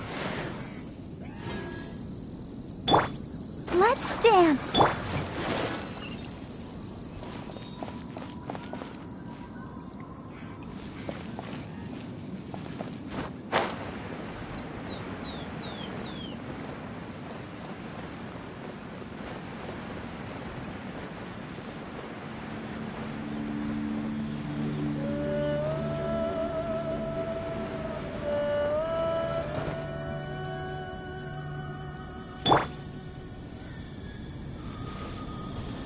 I'll protect us.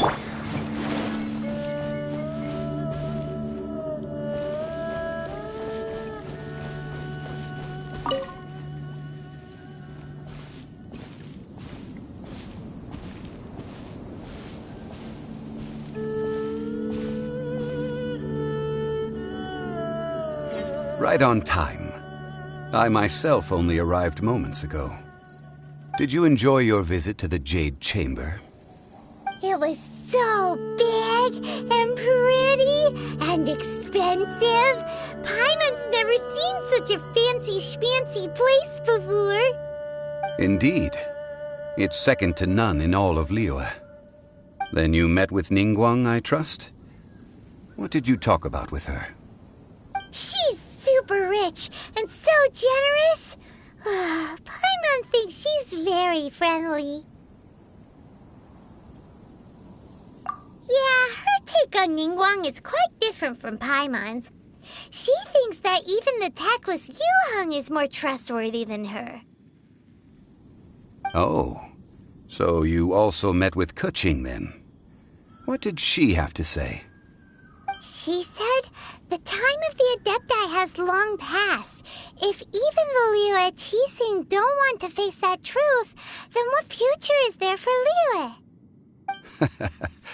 No respect for the divine. Indeed, contrary to the ever-bold Keqing, Ningguang is more of a businesswoman at heart, though they are both members of the Qixing. Although she's friendly, there's no way of clearly discerning her true intentions.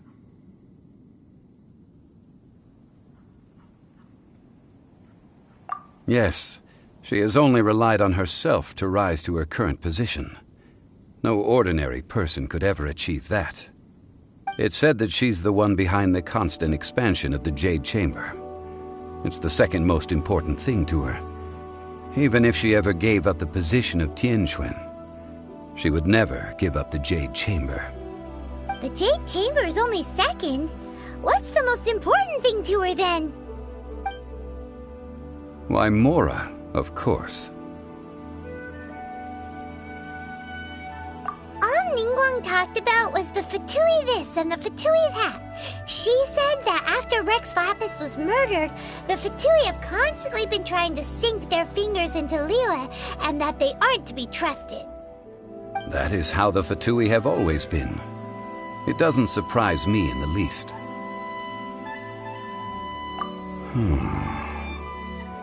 No matter what they may be planning, you must be careful when dealing with the Fatui. Always be on your guard. So, is there anything we need to get for the rite of parting in Liyue Marsh? Yes, as a matter of fact, there is. Today, we'll be gathering wild glaze lilies. Glaze lilies? Well, why did we come all the way out here? Doesn't the garden in Eugene Terrace have some? Even Chingsa Village has glaze lilies. Oh, right! Paimon remembers that Madame Ping is always tending to flowers. Maybe we could ask her. No. Those lilies have all been gardened by people. They won't do it all. Liyue Marsh used to be full of glaze lilies. It is a sort of joyful flower that listens to human song. Before the Archon War, Liyue Marsh was all dry land and fertile soil. But the war caused landslides, and the land was flooded, turning it into the marsh you see now. Nearly all the glaze lilies were wiped out. Of course, there are some kinds of flowers that have been preserved and gardened by people in the city. But very few people know that glaze lilies may still be found in the wild. Wild glaze lilies have the strongest fragrance. If we want to follow the true tradition of the rite of parting, we must grind up the wild lilies and place the powder in a censer of everlasting incense.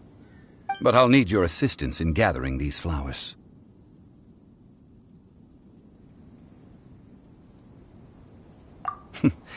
That's correct. Your singing will surely bring out the strongest fragrance from the flowers. So how good is your singing? Really? Why doesn't Paimon believe you? We'll only know once she starts singing.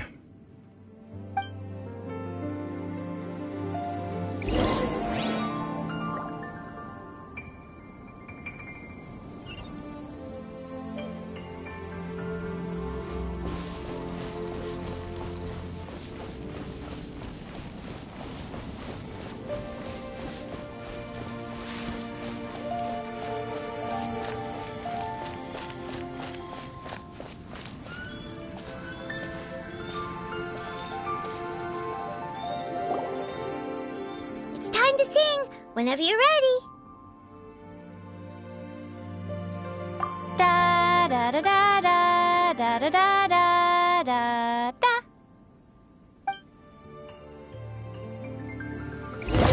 What happened? These flowers are jumping. They look really angry.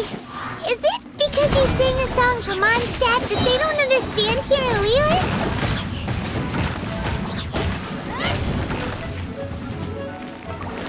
Shred till I'm dead!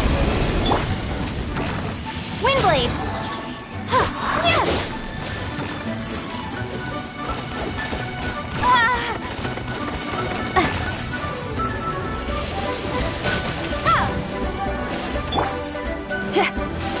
Power chord!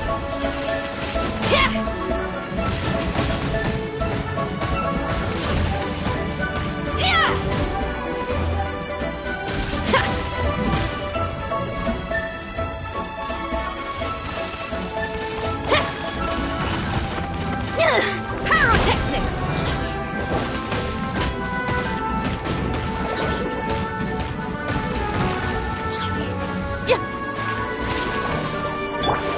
Stand with me!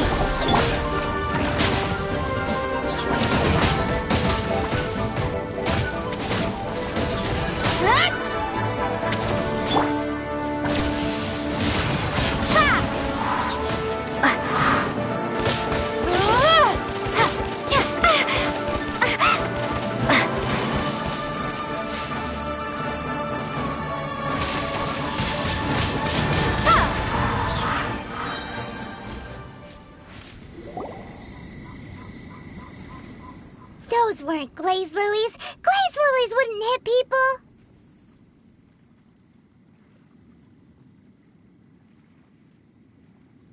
This little monster is known as a whopper flower. Strange.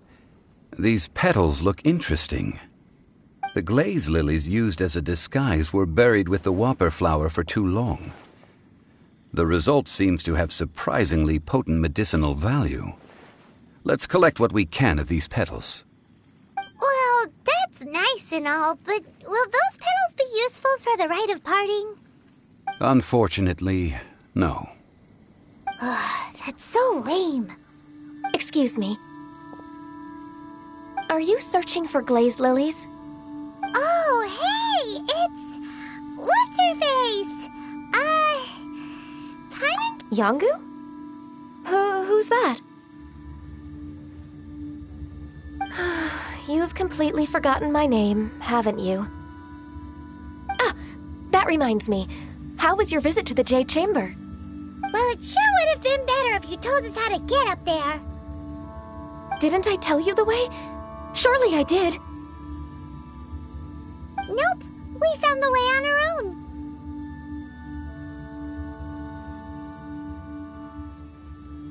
Oh, I see.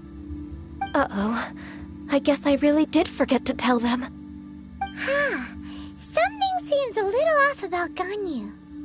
She's acting different from the first time we met. Where's her serious attitude now?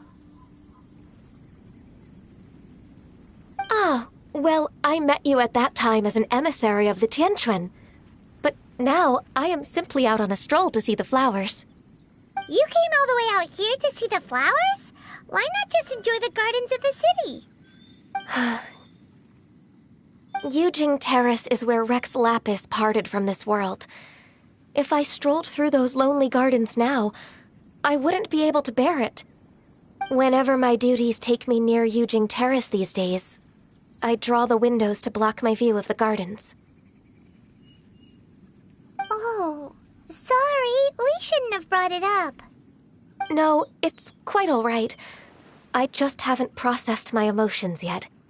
When the Archon War came to its end 2,000 years ago, the first iteration of the Seven would gather in liyue and drink with Rex Lapis. But 5 of those original 7 had already passed before Rex Lapis. It's truly a changing of the guard.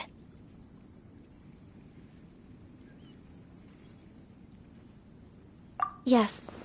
Now that the spirit of Rex Lapis has returned to the heavens, only Barbados of Mondstadt remains of the first 7. The other 5, including Inazuma's Raiden Shogun, are no longer the same friends from 2,000 years ago. Of the current 7 Archons, the youngest is Sumeru's god of Dendro. She is merely 500 years old, whereas Rex Lapis was more than 6,000 years old at the time of his passing. This means that Liyue had been under Rex Lapis's rule from the moment it was first founded 3,700 years ago. The city has never had to bid farewell to its deity. So what do you think of this farewell? Huh? This is a little sudden. As a mortal, I've never dared to imagine a liyue without Rex Lapis. But as an Adeptus, I think I will eventually come to grips with reality. Since Rex Lapis has passed, the time of Liyue's contract with the gods and Adepti has now reached its end. Huh? Did you just say, as an Adeptus? Yes, I am a mix of human and Qilin. Adeptus blood flows through my veins. I fought for Rex Lapis and the city of Liyue during the Archon War. After the war ended, I signed a contract with Rex Lapis and took the position as secretary for the Qixing. I've continued those duties to this very day.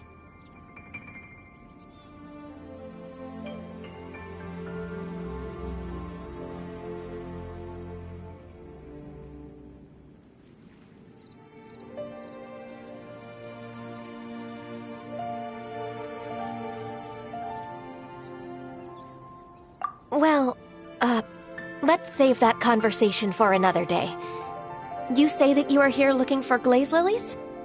I also know where wild glaze lilies can be found. See, I've just picked one myself. Here, you may have it if you wish. We dare not refuse it. Oh, so did you sing a song before you picked the lily? Indeed, I did. I know this tradition well. In fact, I sang a local liyue ballad to it. Wow, so you really know your stuff, too. Thanks, Ganyu. No, it is you who I should be thanking. If not for this chance meeting, I never thought that I would be able to contribute to the upcoming farewell for our ancient lord. If you would excuse me, I should return to my work now. Good luck. And that just about does it. Our preparations for the rite of parting are mostly finished. Given the ease of picking glaze lilies, I think this was a fitting end to our tasks, in more ways than one. Yeah, Paimon can already imagine him starting a business in liyue. I've had enough ventures in my life already. Beginning a new undertaking is always difficult at first, and requires no small amount of effort. And once business is at full steam, the stress of it all only wears away at you over time. So you must be careful to take the time to step back and re-examine yourself. If left unchecked, the wear and tear on your heart may go well past mending. Wow. See? Zhongli sounds like he's already seen it all. Alright, I think it's about time we head back to Liyue Harbor now.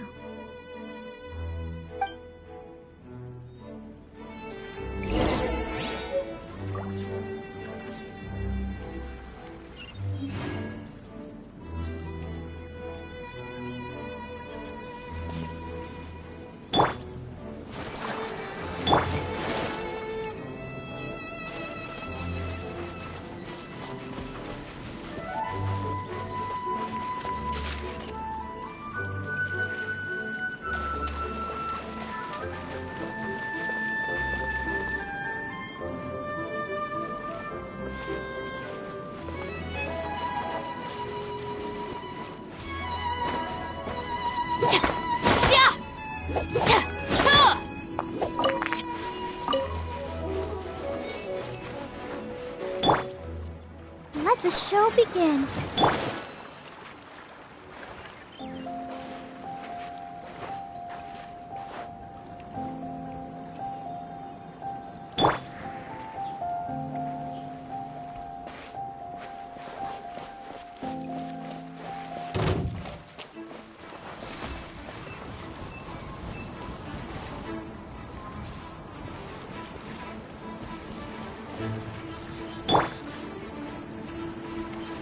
No escape! Yeah, let's dance. Prepare yourself! Yeah. Dissipate! Leaving so soon!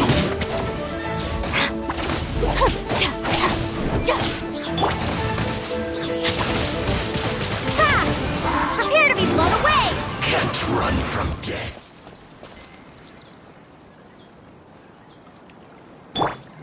Ready, steady, go!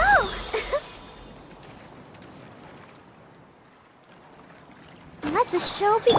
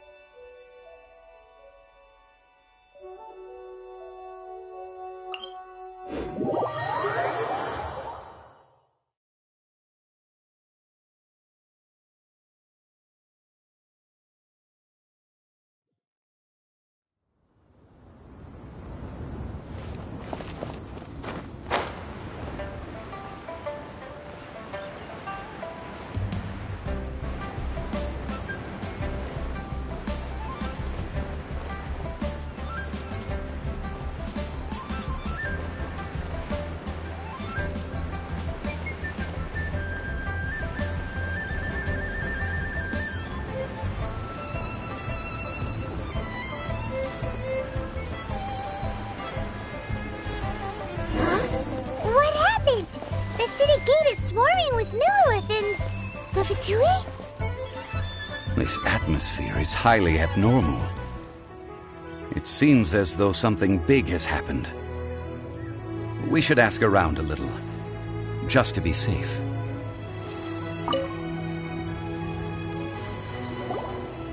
Ah, you're the consultant to Wangsheng Funeral Parlor. Mr. Zhongli, I presume. The Millilith are watching our every move now. These are desperate times. We mustn't act rashly. Desperate times? The Adepti of Joyun Karst are finally on the move. Do they intend to exercise force? Most likely. I've heard that some members of the Qixing have already gone to meet them. Well, I say meet, but it's more like they're attempting to stall the Adepti outside the city. However, both sides were quite obstinate and hit an impasse. It seems inevitable, given the current situation. The Adepti do not acknowledge the Qixing. They only acknowledge the contracts of the Geo-Archon. If the two sides come to blows, Liyue Harbor will be in no position to stop them. Surely the liyue Qixing are not the sort to give in so easily. Their boneheadedness is known throughout the lands. Yet it's because of that obstinacy that mortals and Adepti are now on the verge of conflict. And what now? How is it that the Fatui have come under fire? That's all Ningguang's doing. She proclaimed that in these tumultuous times, the Millilith must rein in the actions of the Fatui. Only now do they want to start keeping tabs on us? That's the Qixing for you. Anyway, Mr. Zhongli, you're one of Child's close associates.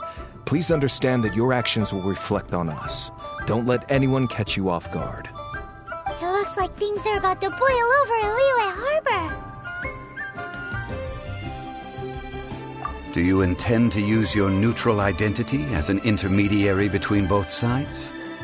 Or will you use your sword to turn the balance? Neither path is an easy one. Oh, by the way, Mr. Zhongli, we've heard that the Wangsheng Funeral Parlor has also been caught up in all of this. They're currently squaring off with the authorities at the gates. Things are taking a turn for the worse. I'm afraid I must leave now to handle things back at Wangsheng Funeral Parlor. I hope that Master Hu has been able to keep things under control for the moment. Consider your next course of action carefully, Traveler.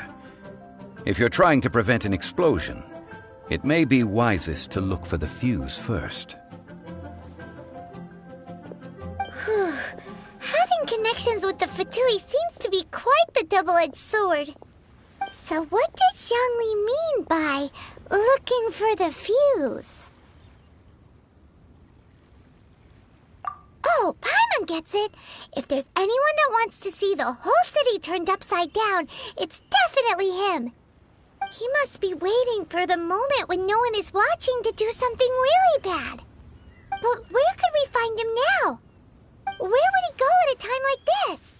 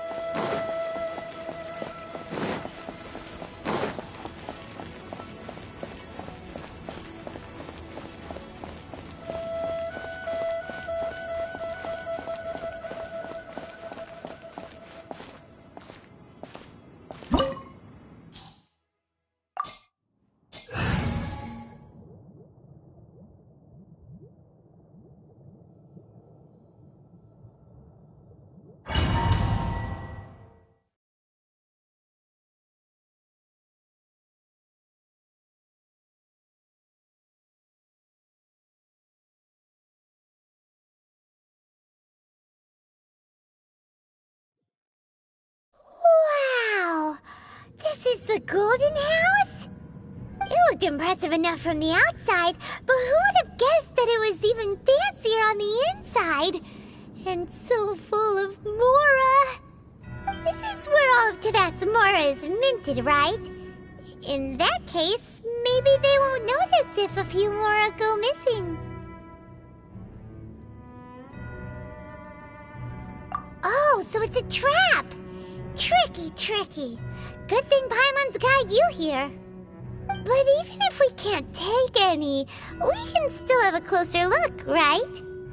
Or better yet, take a nap on top of a mountain of Mora. It's like a dream come true. Oh, right. Back to business. It's quiet. Too quiet. Surely someone's gotta be guarding something as important as the Exuvia. Huh? Look! What happened here? Uh-oh. Paimon smells trouble. Quick! We have to go make sure that the Exuvia is all right.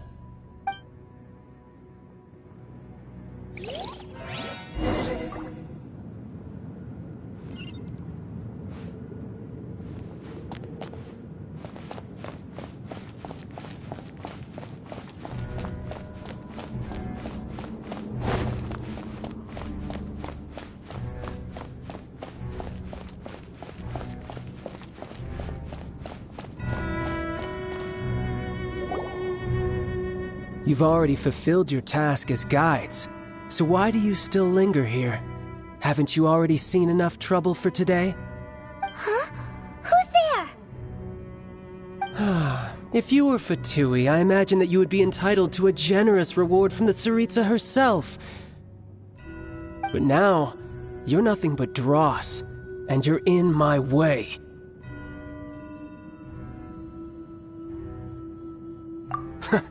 Although I'm deeply grateful to you that I was able to effortlessly find this secret location, don't you think that trying to stop me now would just be wasted effort? Stopping the Mora Mints, hiding away the Exuvia. The Chising are really pulling out all the stops this time. So you've been planning to take the Gnosis from inside the Exuvia all along? As one of the 11 Fatui Harbingers, it's my duty to see the will of the Tsaritsa fulfilled. She will get that which she desires.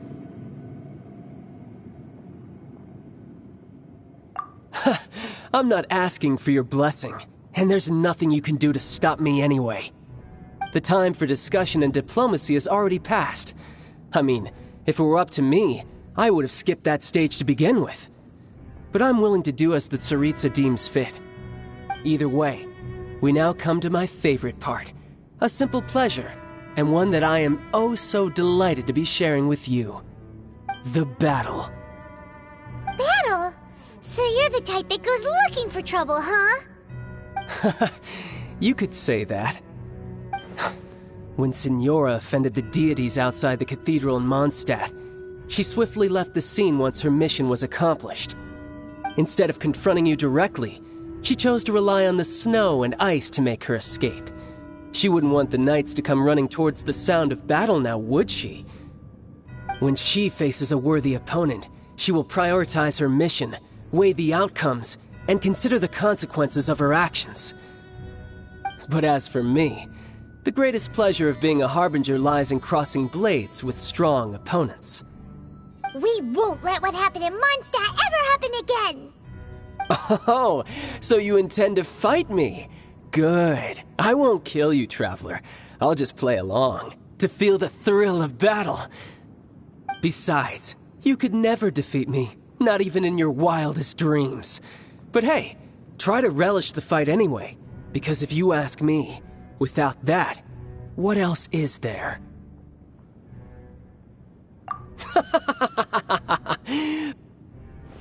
Fighting talk, I love it! Now let's see you live up to it.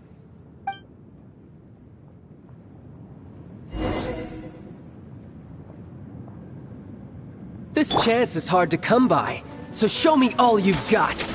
So very few ever get the chance to square off with the Fatui Harbinger. So come now, amuse me, and don't you dare disappoint. Unbecoming.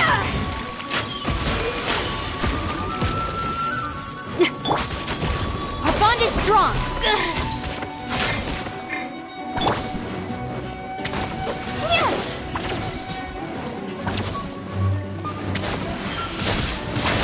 Windblade! Power core!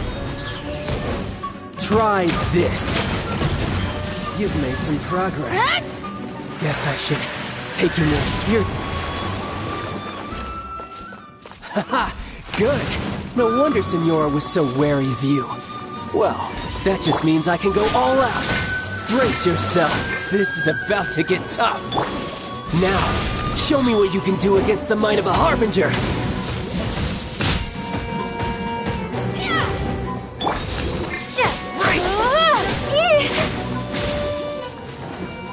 No use hiding back there.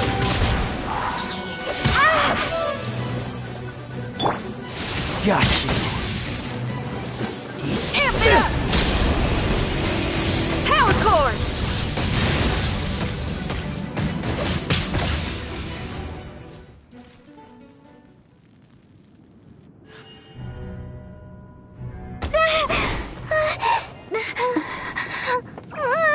Not bad. Your swordsmanship is quite impressive. But that's about as far as you'll get.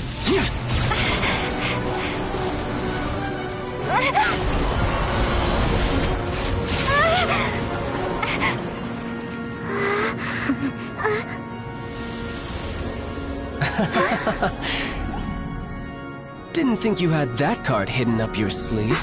You were just playing us to get close to the Exuvia! Oh, quiet down. Stop acting like some wide-eyed recruit. You've seen this world. You of all people should know. This should have been expected! Well then, I'll be taking more Axis Gnosis now! I see. Well, this is most unexpected. You beat me to it, didn't you?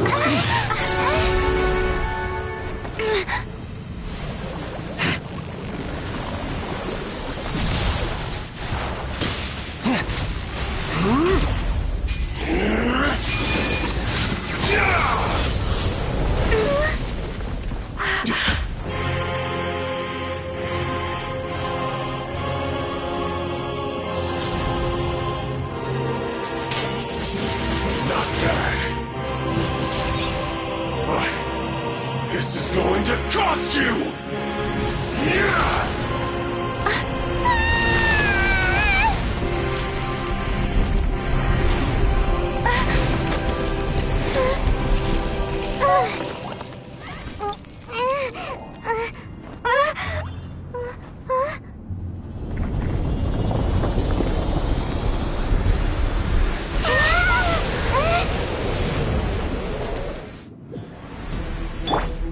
protect us.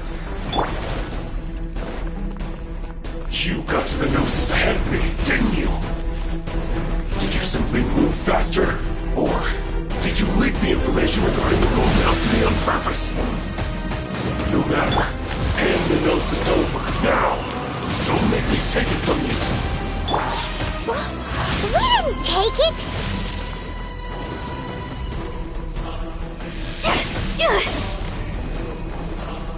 Feel the beat!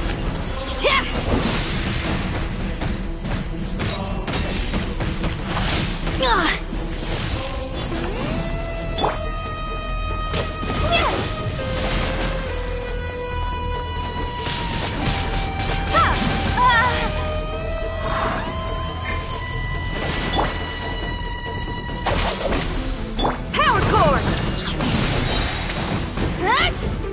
Shred till I'm dead!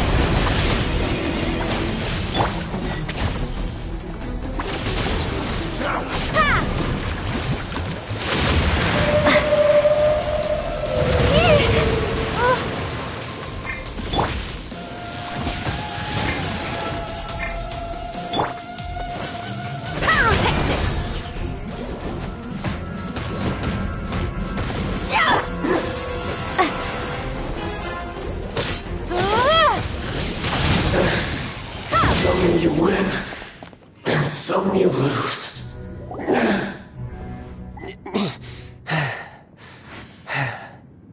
Look! Child's back to normal again! Well then, time to cool off. It seems the burden of the foul legacy transformation was too great for my body. I lacked the opportunity to think this through. And now that I consider the matter more carefully, you never had any chance of beating me to the Gnosis. You had no connection to the Gnosis, no matter where it had been taken. That's what we've been trying to tell you! We didn't take it! Your show of ability today far surpasses that of Signora's initial assessment of you in Mondstadt. Tell me, how could that be?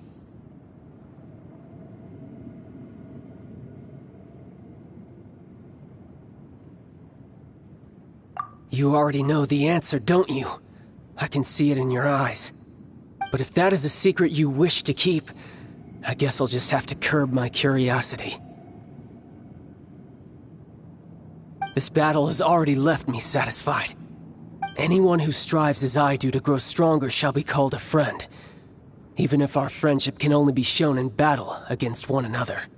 Pretty sure that's not the normal way to make friends. Unfortunately, I must bring this amiable conversation to an end. My quest still beckons. Given that the Gnosis wasn't taken by anyone, then we must look once again to the beginning. Perhaps it was never in the Exuvia to begin with. In fact, it might be that the Exuvia was just a diversion of sorts. What? So you mean that... Yes, it appears so. Interesting to say the least. It seems that the guardian deity of the capital of commerce is also well versed in little maneuvers beyond the boundaries of contracts. As such, we must now look to our backup plan. Backup plan? I had hoped it would never come to this, for the weak will be swept away in the process. The truth is, the world belongs to those who pursue strength. I seldom willingly involve myself with the weak. Unfortunately, we cannot be picky about our methods as Fatui Harbingers. Children must all learn to eat their vegetables sometime. So what are you planning to do? I will awaken the god that lies dormant beneath Guyon's stone forest. A god? Osile, overlord of the Vortex, who was defeated by Morax, the Geo-Archon in the Archon War, and who has remained pinned beneath the waves by the Geo-Archon's stone spears ever since. If such an ancient god were to be unleashed upon liyue Harbor, defenseless without the protection of its deity, do you think the cunning Rex Lapis would just stand aloof and watch the ensuing destruction? But the Archon War ended 2,000 years ago. How can an ancient god appear in a world now overseen by the Seven? Simple. I've already prepared the means to awaken it. Hey, those are sigils of permission! Oh, Paimon remembers now. The Fatui have been researching them. Indeed. The one that was given to you was just a byproduct of our research.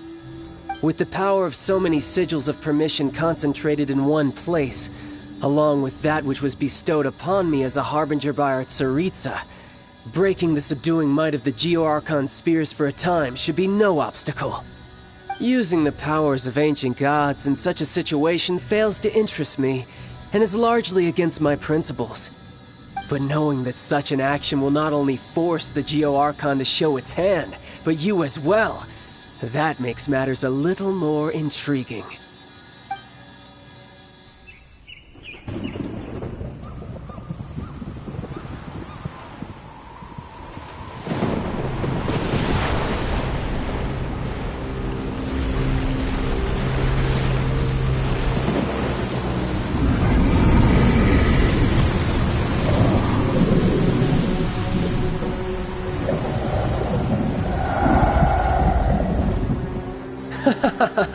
Let's see. Will the nation that has lost its deity be swallowed up by an ancient malice once more? If you wish to drown together with the people of liyue, you're free to stay and enjoy the show. Huh? He's already gone. That guy is fast. What's going on?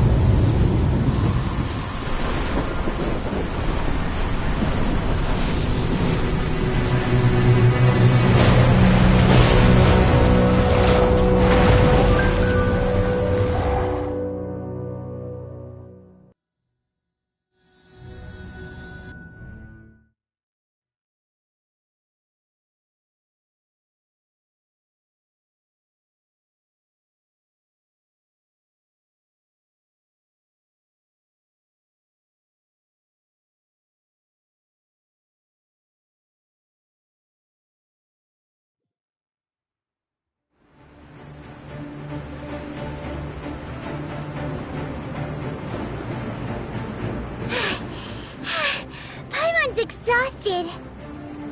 If we hadn't happened to see the Jade Chamber flying over just as we came out of the Golden House, we really wouldn't have known which way to go. Did we make it in time? Is the Overlord of the Vortex still in the sea? It hasn't destroyed liyue yet, has it? What are you doing here? Huh? Hold on. It's the Adepti. What are you doing on the Jade Chamber? Paimon thought you were arguing with the Qixing. Is the fighting over? Faced with a calamity of such magnitude, we have agreed to put our differences aside for now and unite against this common enemy. Oh, Paimon gets it.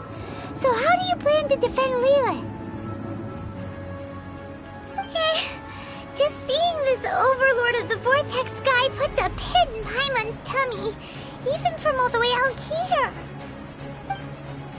It's not just you. We've got new Millilith recruits who can't even stand at attention without shaking. The force of an ancient god's presence seems to be too much for ordinary people to handle.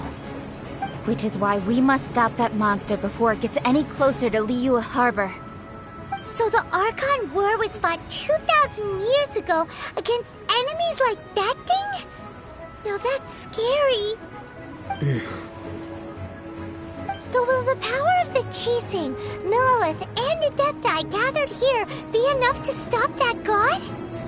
We've already discussed this together, and our conclusion is... not necessarily. What? But all of you were supposed to be the guardians of liyue. Can't you think of something? One certainly could. Huh? The Qixing did once research the matter of the Guizhong Ballista when it piqued their fancy.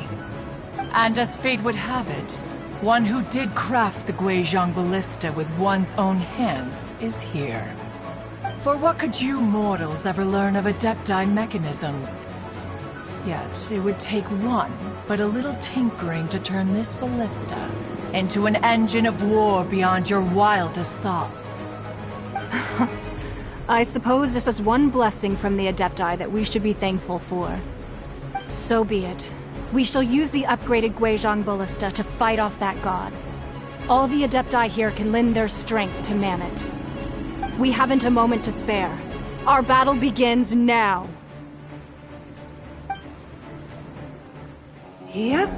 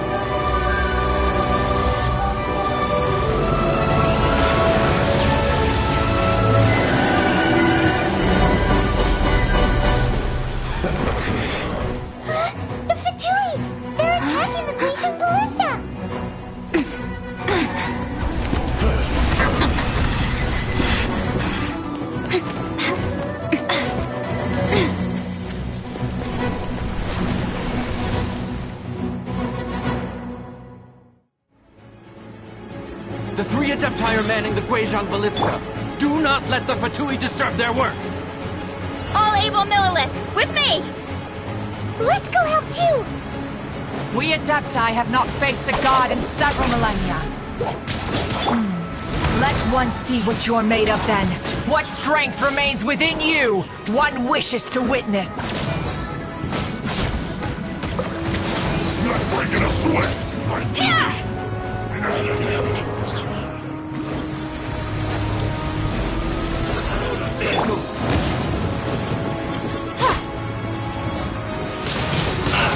Windblade!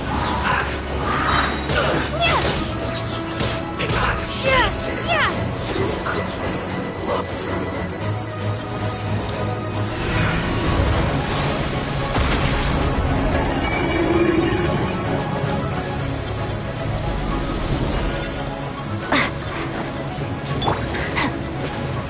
I'll settle this.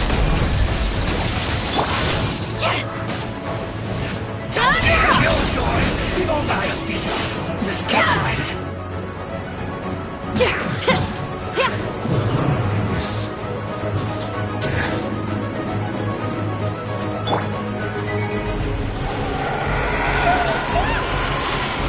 That is Osial's divine power. I am very familiar with it. Be careful not to get hit.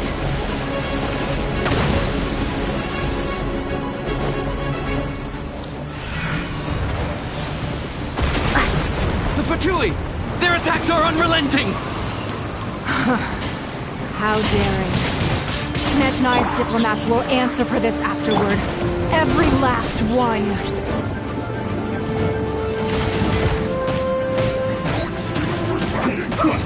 Stay right there. Dissipate! The ancient god's attacking again!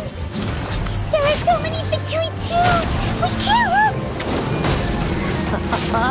Were you about to say we can't hold them, children? Huh?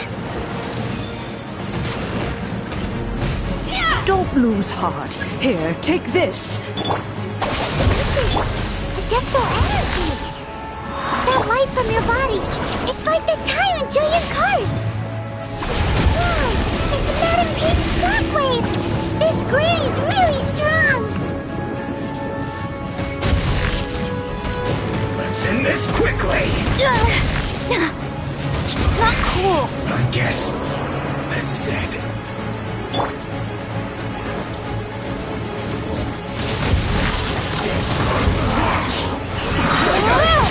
Went too far.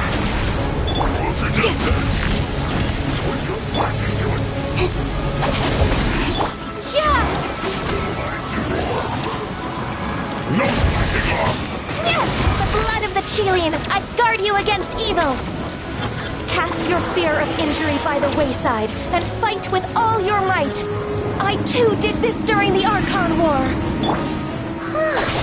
So this is what Ganyu's like in a fight! My name means swiftness. Take my power and run as I do. We're going too fast!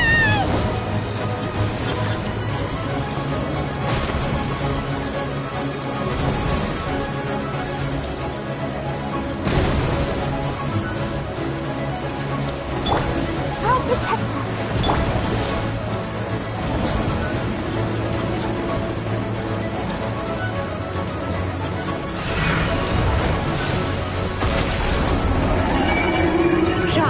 You are strong in body and spirit. Perhaps you can withstand 3 forms of adductal energy at once. This will hurt a little. Please bear with us. Once you've adapted, try to use them in battle.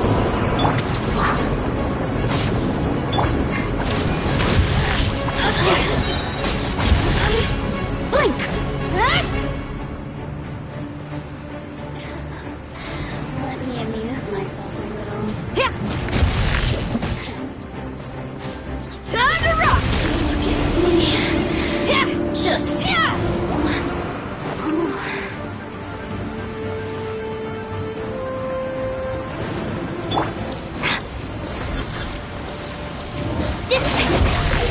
Out of my way! Exercise caution. I fear that the god's power has reached its peak. In other words, if we hold here, there's nothing worse to come, right?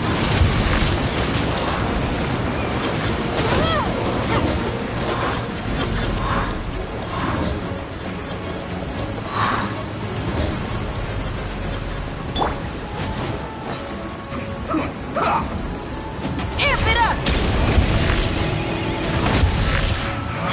You can't run! Well, I miscalculated. This isn't good.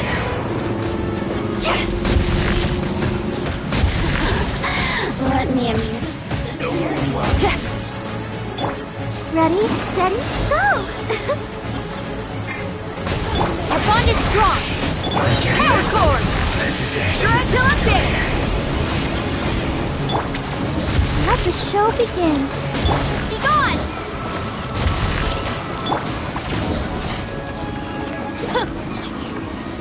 The Fatui's numbers are thinning! Fight on, comrades!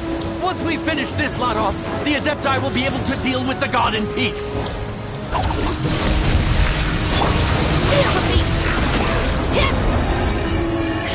Don't get into the fight!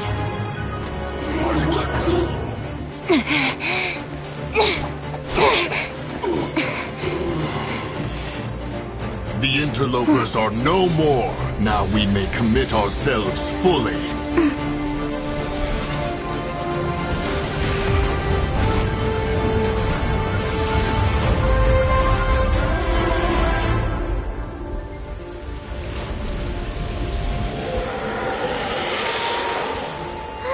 It's working! We just need to keep this up!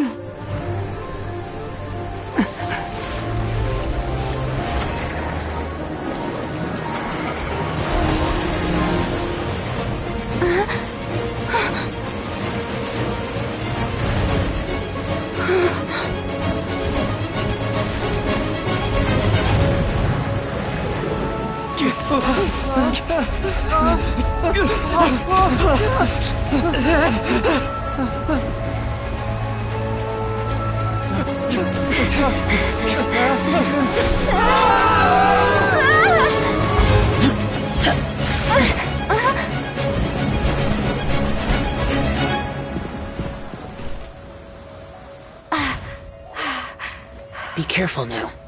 The Guizhong Ballista is destroyed. Without its covering fire, retaliation shall be difficult. But the Jade Chamber is our last line of defense. We can't give another inch, no matter what. I have another idea. What do you mean, Lady Ningguang? I'll sacrifice the Jade Chamber. What is the meaning of this? I understand. Traveler, lend me a hand. Farewell, old friend. Goodbye for now. Let us meet again in the future.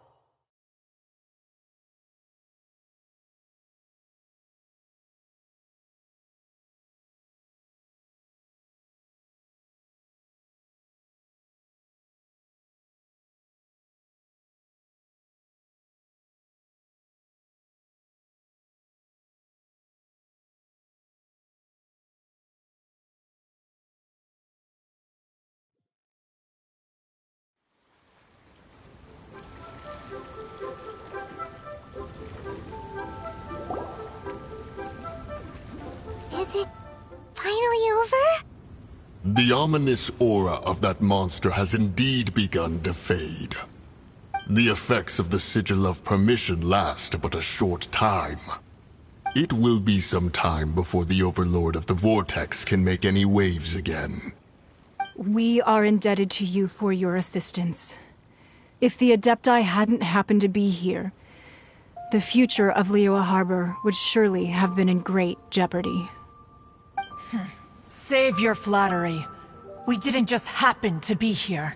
Surely you won't pretend to have forgotten the reason for which we came. Come now. There's no need for such harsh words, Cloud Retainer. I've heard that when Ningguang began learning to do business, she had already started setting aside part of her then limited income in preparation for building the Jade Chamber. At first, it was only the size of a small room, but with continued expansion, it has become the palace that lies before you now. It is a testament to Ningguang's entire life, both as a businesswoman and as the backbone of the liyue Qixing. Seeing the Jade Chamber destroyed in the defense of Liyue means much to her.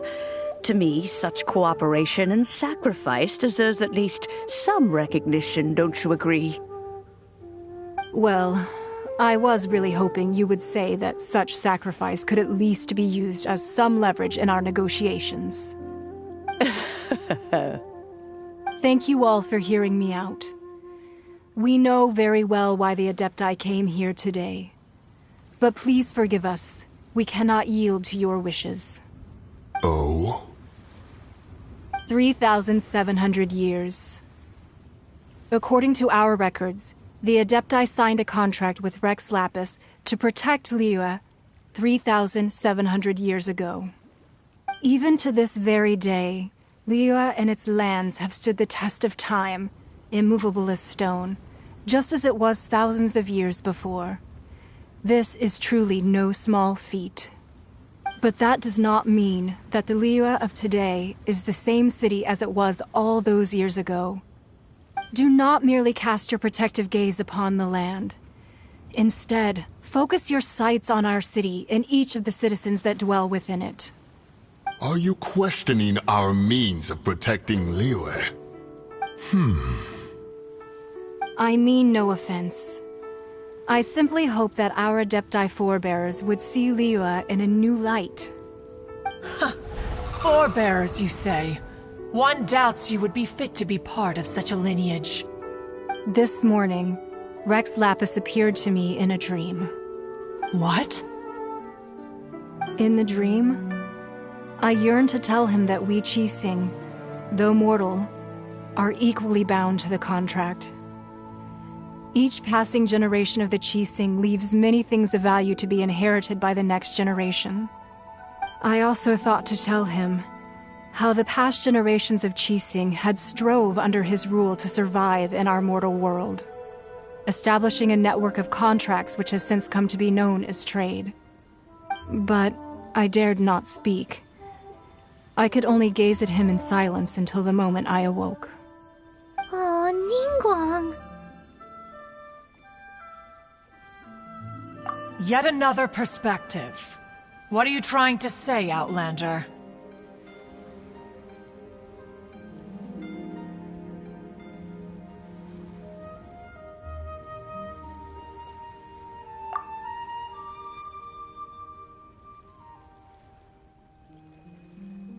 Right! That's something that happened in Mondstadt. It's a story about the Four Winds and the people of the Animal Archon.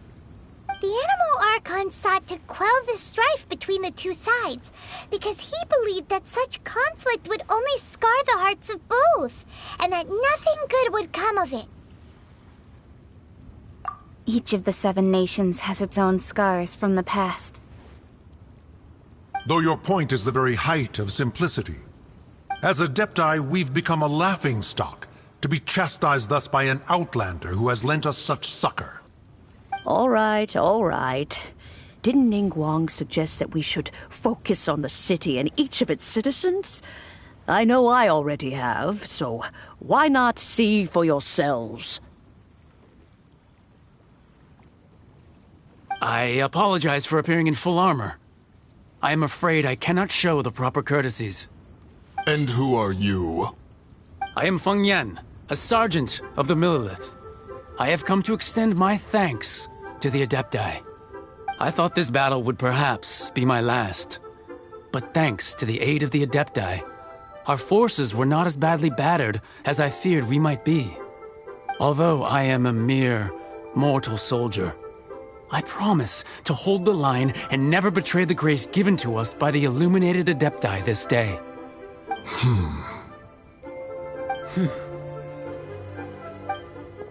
Huh?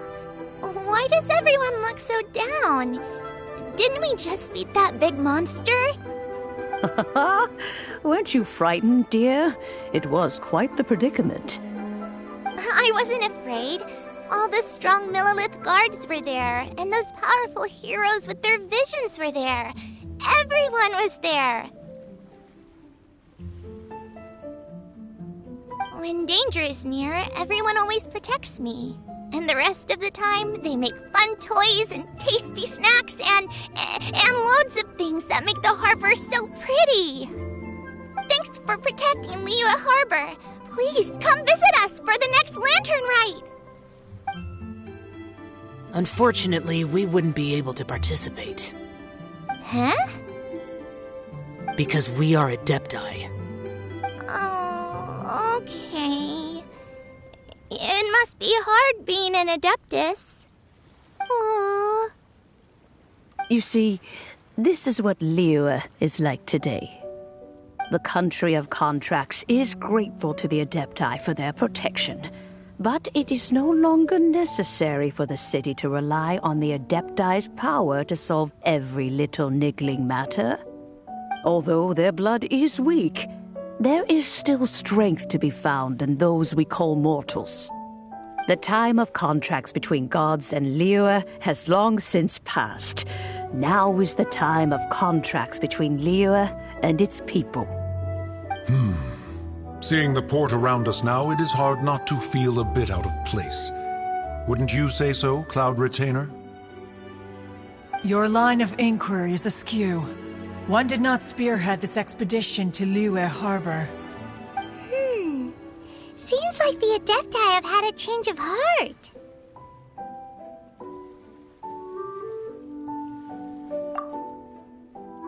Let us return now. Eager to leave, Conqueror of Demons. Yes, one understands what the Conqueror of Demons means. The city of Liyue has changed much after our long separation. One fears that by the time one finally grasps the new contracts of Liyue, you humans would have once again changed the place beyond recognition. Fair enough. Away we shall, and return whence we came.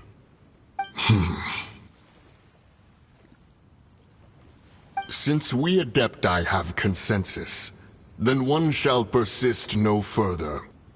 But how will we ensure that the liyue Qixing will not simply exploit their power once we depart? In my view, that is still a thing to be guarded against. All right, Mooncarver, you needn't worry. It seems to me that this right of supervision is best left to the people of Liyue.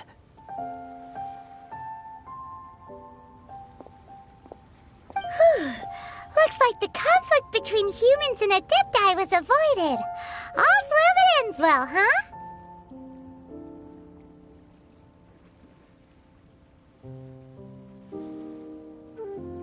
Oh, right! It's nice that we've got peace and all, but we're forgetting one thing.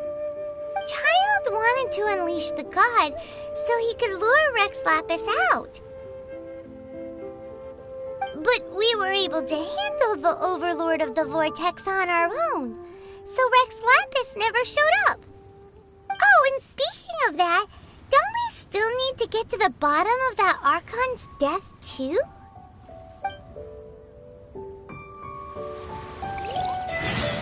Hyman doesn't get it. But isn't the strongest lead we have the Adeptiless Rite of Parting that we're organizing? No idea where Zhongli's gone. Let's ask for him at Wangshen Funeral Parlor.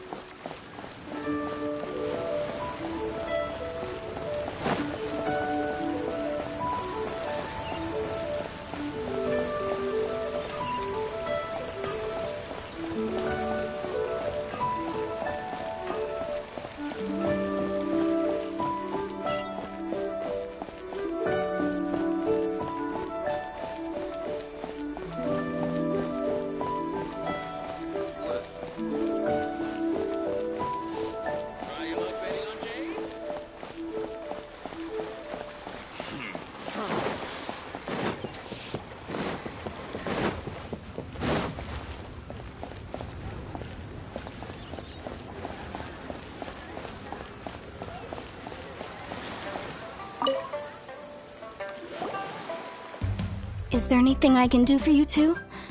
I'm afraid that Wangsheng Funeral Parlor isn't in the best state to receive guests. We've come to see Zhongli. Could you please tell him we're here? Unfortunately, Zhongli isn't here at the moment. It seems he went to Northland Bank.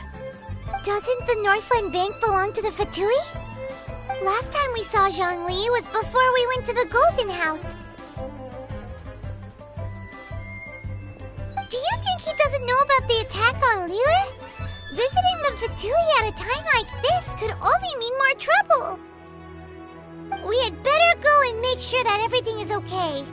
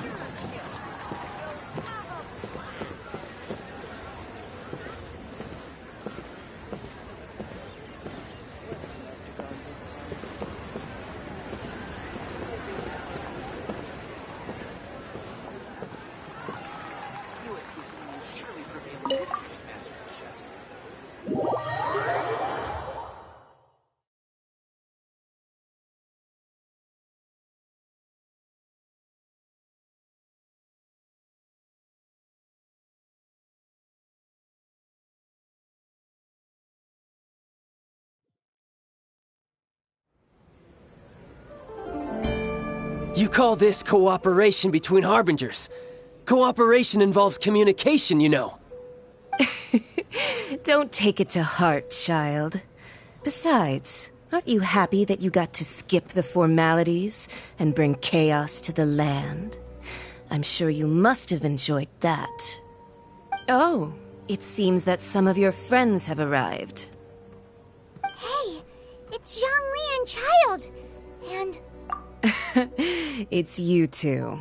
I believe we've met once before. In the city of Bards, was it? I'm glad you still remember my name. Ah, right.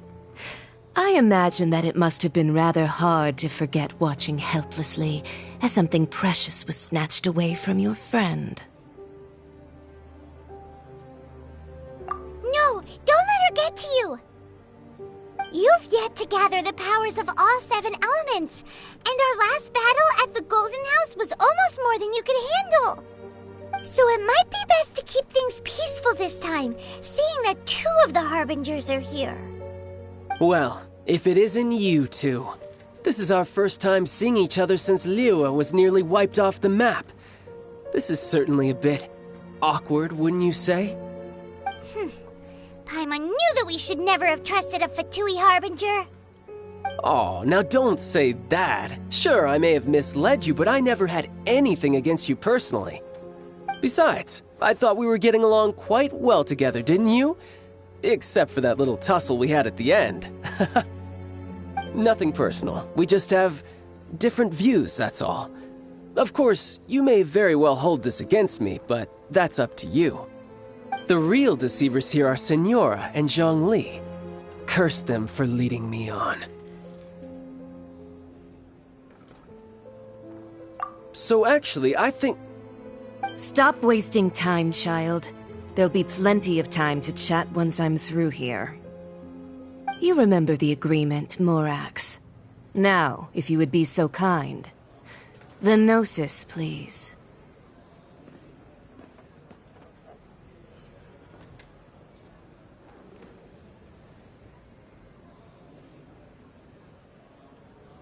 What in the world are you talking about? The contract is fulfilled. That which thou seeketh is now bestowed unto thee. For my promise is solid as stone.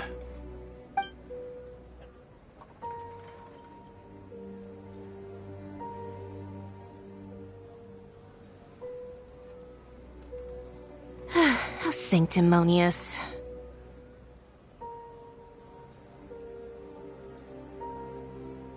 What? So you're the Lord of Chiel? No, wait! That's an exciting twist and all, but why give the Gnosis to the Fatui? I do not give it for free. I give it as agreed upon in the contract. For it is a matter solely between the Tsaritsa and I.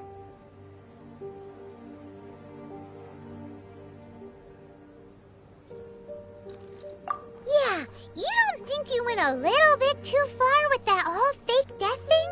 Everyone was preparing the ceremony for you, and splat! This big dragon falls out of the sky, and all of Liyue goes into an uproar.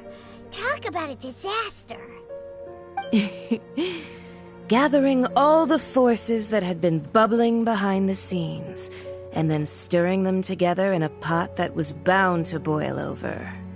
That's what he wanted to see, am I right? Wait, what? Perhaps it's best that I explain.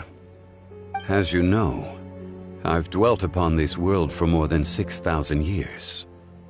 It is now 3,700 years ago that I founded liyue together with the Adepti. Even boulders that can withstand whirlpools will erode with the passing of time. I kept convincing myself that cracks had not begun to form, and that the end of my time had not yet come. Until one drizzly day, as I was strolling along the harbor, I heard a merchant tell one of his workers, "You finished your duties. Go ahead and call it a day." I stood motionless among the crowds, asking myself, Have I already finished my duties? Oh, Zhongli. But as I began to consider relinquishing my divine role, I soon discovered that many reasons still remained to not hastily depart. Was Liyue, the city I had dwelt in for so long, already prepared to enter its next age? I decided that a test was needed in order to reveal the answer.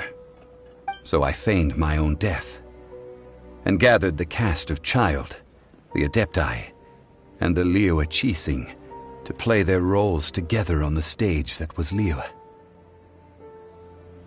That's right, which is why I continued to safeguard the Gnosis until now. So you mean that if the chaos ever reached the point of no return, you would simply appear and use your divine powers to bring Liyue back under control? Of course, and it would have been all too easy for him too. Just as a child quickly matures after losing their parents, so has Liyue matured when faced with the death of its deity. In the end, the resolution to all that has transpired was even more satisfactory than I could have hoped for. Take the Adepti, for instance. Owing to their years of seclusion, they were the least informed. Yet when faced with a crisis, they commendably showed the greatest amount of restraint possible. Not only did they manage to cooperate with the Qixing, but in the end, they even made efforts to understand the hearts of the people. Credit is also due to Signora, the emissary dispatched by the Cryo-Archon to fulfill our contract. At my request, she kept everything she knew in strict confidence. This despite the eavesdropping ears of her colleague, Child.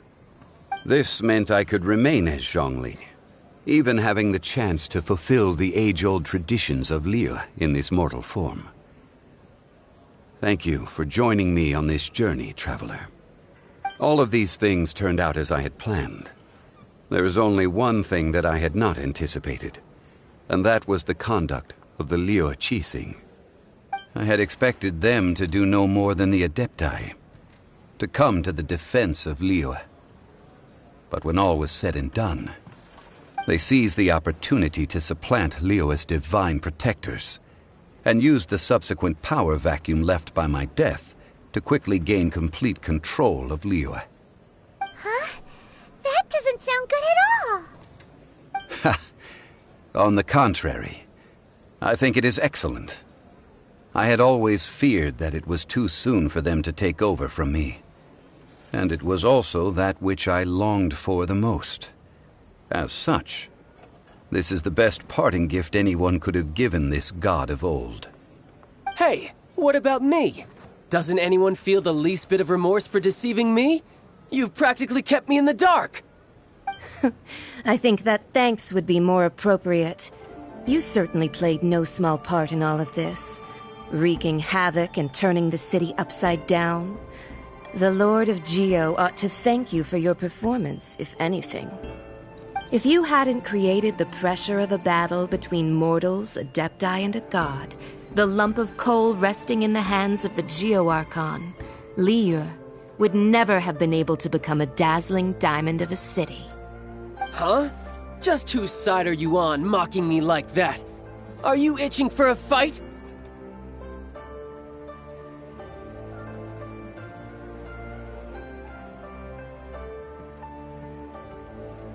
Hey, haven't you learned the liyue saying, don't always call it as you see it?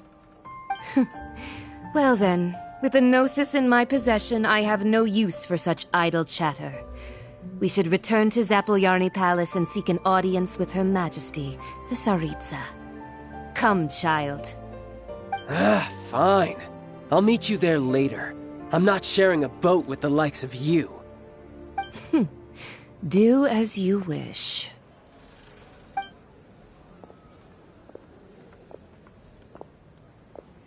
Now then, is there anything else you wish to ask me?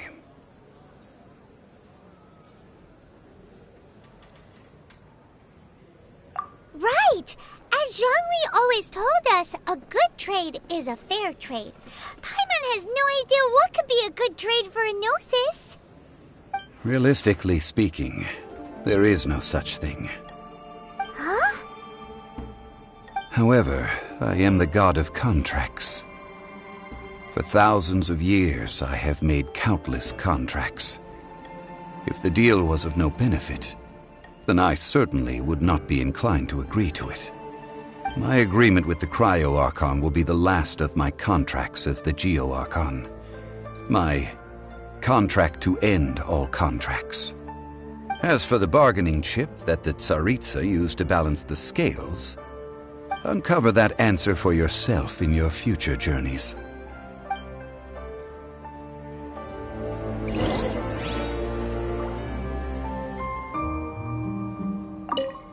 Paimon can't absorb so much information at once.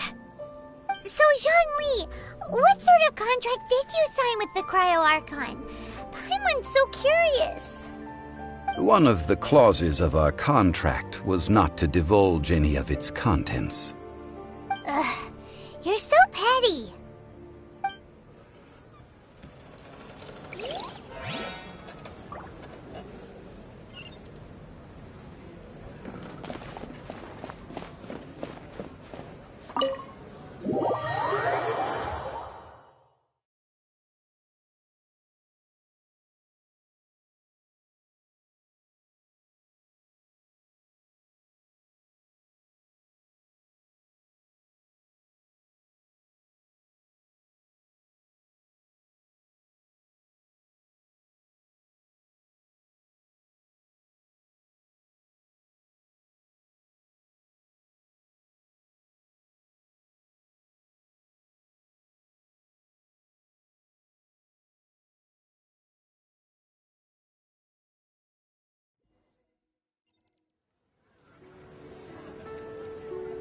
Today's the day of the rite of parting. Although the star of the show is fake, we spent so much time trying to organize it, it would be a real shame not to go there now.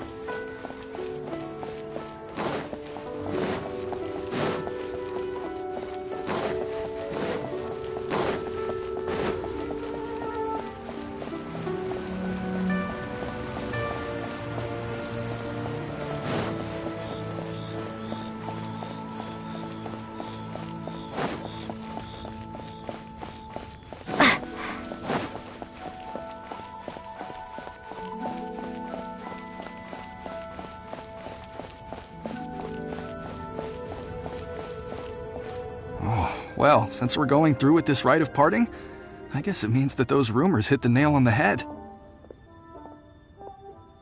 So Rex Lapis is really... But they didn't catch the culprit, did they? Oh, come on. Do you think that the assassin could have been a normal person? You know what I think. I don't think any of the gossip on the streets you hear from those shady types is worth anything. There's only one real possibility in my mind. I've heard that the assassin was that Fatui fellow. Youngish, pretty high in rank. I think they called him Child.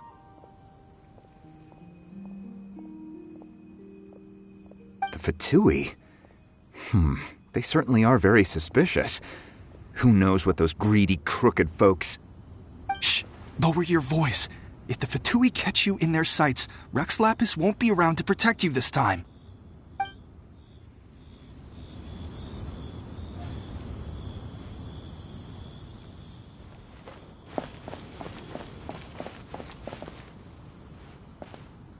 You know that god from the ocean couldn't have just shown up out of nowhere. I mean, it's been 2,000 years since Rex Lapis subdued it. Yes, and to think that this happened right on the heels of the incident with Rex Lapis, too. Say, do you think the person who assassinated our lord and released that evil god might have been one and the same? Now that you mention it, that's very possible. Yes, it's very possible indeed. I mean, it all fits together. That person must have colluded with the evil god to harm Rex Lapis. Oh, that wicked, black-hearted scoundrel. Still, what sort of supernatural prowess must this person possess to be able to do such things? I have never heard of such a person in all my years. Ah, forget it. Guessing's no use to us. Look, The Millilith over there looks like he's about to make an announcement. Let's hear what the Ministry of Civil Affairs has to say first.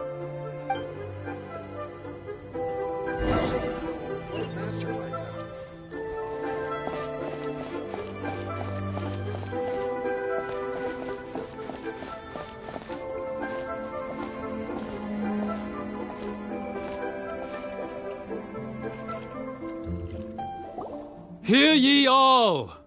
The Qixing's words. Though a dragon soars ageless as the mountains, it too must return to dust. This is common knowledge. Gods and Adepti live glorious lives, but both light and shadow have their season. So too must they face divinely appointed trials. Rumors and hearsay abound on the streets that Rex Lapis was murdered. Now, let the truth be revealed. Having been thwarted in his trial, Rex Lapis's soul has recouped the celestial heights. He beseeches the people of liyue to grieve not and to let not their hearts be saddened. Nor are they to believe street-born rumors or indulge in baseless speculation.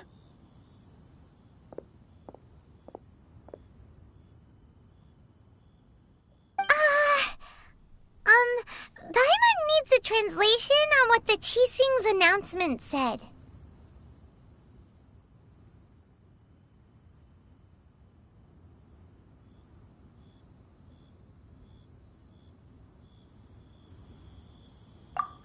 So that's how they're spinning it. Something feels off. Why would they suddenly give up looking for the murderer? Not to mention how this excuse sounds like something they just made up on the spot. Could the Qixing already have known that Rex Lapis wasn't dead? But Zhongli said that neither they nor the Adepti knew anything. Did Zhongli tell them in secret after his gnosis changed hands?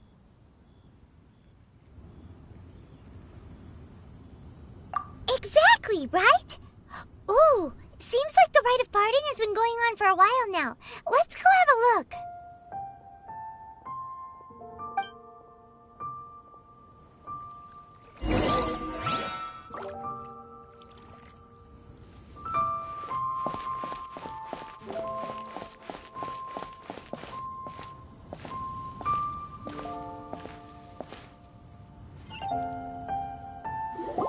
Look, it's Ningguang and Keqing.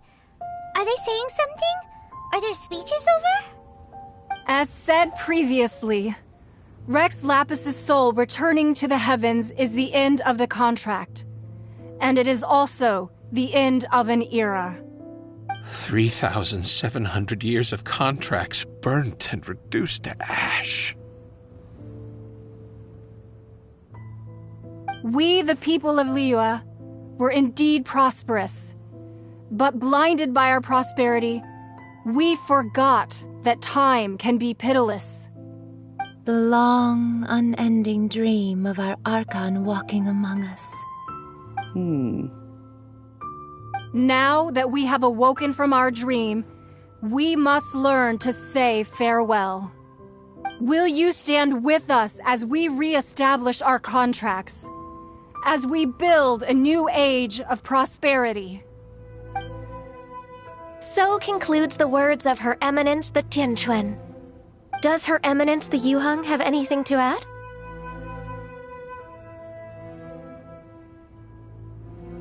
Huh? Is she looking this way? Traveler. Yikes! She really is looking our way! Is that the traveler who they say defeated the ancient god? So young. The liyue Qixing always repay their debts. And as you have heard, our eyes see far and our reach is long. Name your price. You deserve that much. Whoa!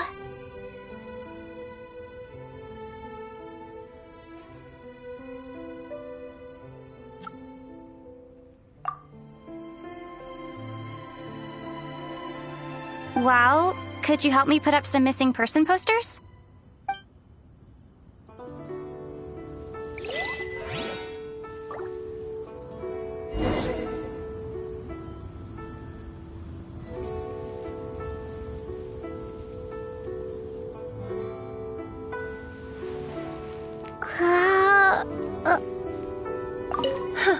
And to think I'd put my best perfume on before coming here, thinking you'd like it. But it seems as if those perfumes really were meant to be offered to Rex Lapis. Well, that's fine. Suffer no rivals in love, they say. And that's 3 gone in 1 stroke.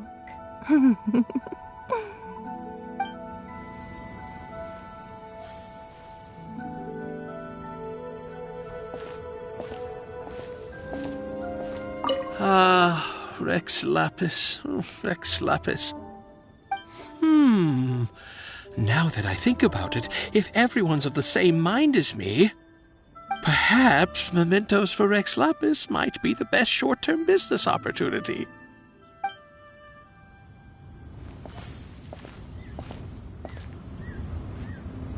Roping you in was possibly the most masterful move we could have made. I believe that future generations will say so too when our deeds come up for their review.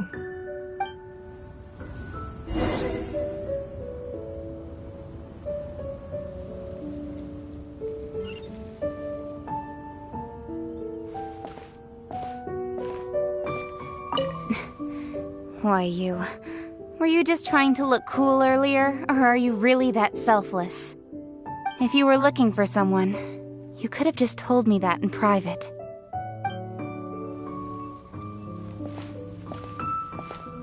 The cleanup of the premises, managing the crowds as they exit, making an account of the rite. There's much that remains to be done. I didn't miss anything, did I?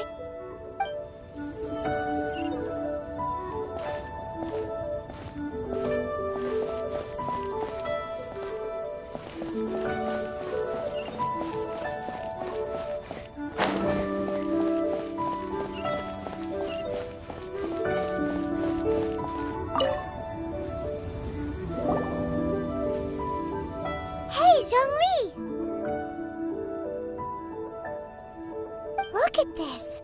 Everyone in Liyue is caught up in their emotions, thinking that they'll never see Rex Lapis again. And here you are looking all relaxed. Why would I not feel more at ease after laying down the burden I have borne for 3,700 years? Right. If the two of you can spare the time, I should treat you to a meal at the Liyue kiosk. Ha! That sounds like big talk, Zhongli. Paimon might have believed you if you were treating us to some third-round knockout, but you'd have to pay out your nose just to stand inside Liyue kiosk. Are you sure you can afford it? You're right. I do like the Mora.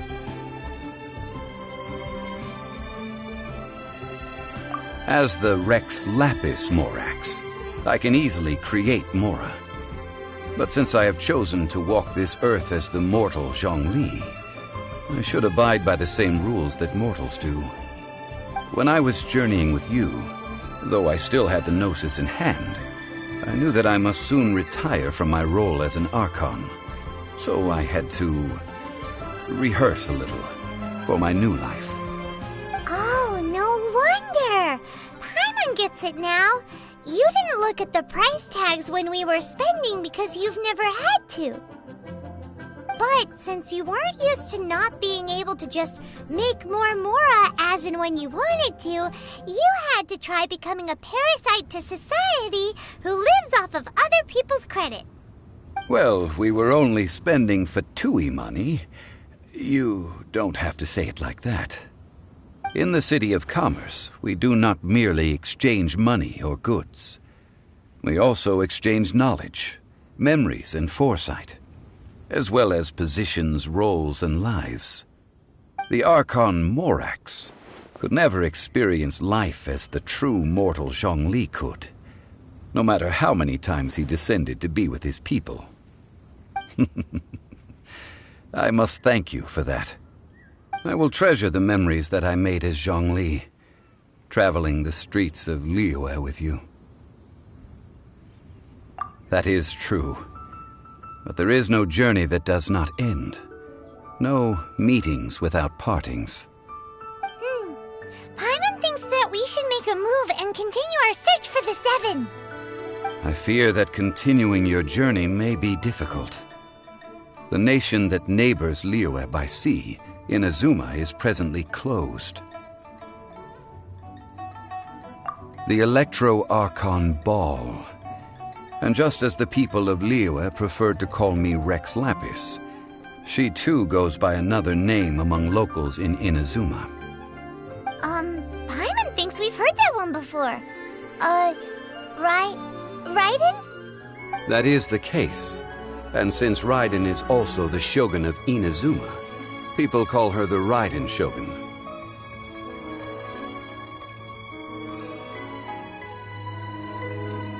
That said, though people at the wharf were saying that the situation in Inazuma is very tense, Paimon doesn't remember that always being the case. It wasn't that bad last year. Zhongli, since you're Rex Lapis, shouldn't you know something about what's happening there? Just how did Inazuma become a closed nation? It's because of visions. Visions? When faced with circumstances beyond their control, humans often bemoan their lack of power. But if a person shows true strength of will at a desperate and fateful moment in their life, the gods will look upon them with favor. This is what visions are. Magical foci bestowed upon those who have been acknowledged by the gods. Uh-huh. That's how people in Teyvat see it. But starting from last year, the Raiden Shogun began promulgating the Vision Hunt Decree. Vision Hunt Decree? Yes. It was an order to seize all visions within Inazuma's borders, and to inlay them upon the hands of the statue of the omnipresent god. They want to seize visions. But why? Aren't visions blessings from the gods? I should think that in the Raiden Shogun's eyes, it is precisely because they are divine blessings that they should be under the sole dominion of divinity. Whoa, that's harsh. The Anemo Archon is the god of freedom, and the Geo Archon is the god of contracts. For her part, the Raiden Shogun is the god of eternity. It seems as though she has finally decided to eliminate any unstable elements that could pose a threat to her eternal realm. The fact that even I, the oldest of the seven, have now passed away, will only strengthen her resolve to pursue eternity. Knowing her, she must have again quoted that adage she is most fond of when proclaiming that decree to her people. 7 ideals for 7 gods, and of these, eternity is nearest unto the heavenly principles. All right then. Was there anything else you wish to know?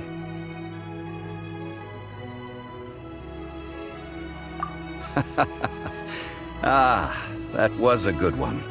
Failing a divine trial. How they came up with that excuse, I will never know.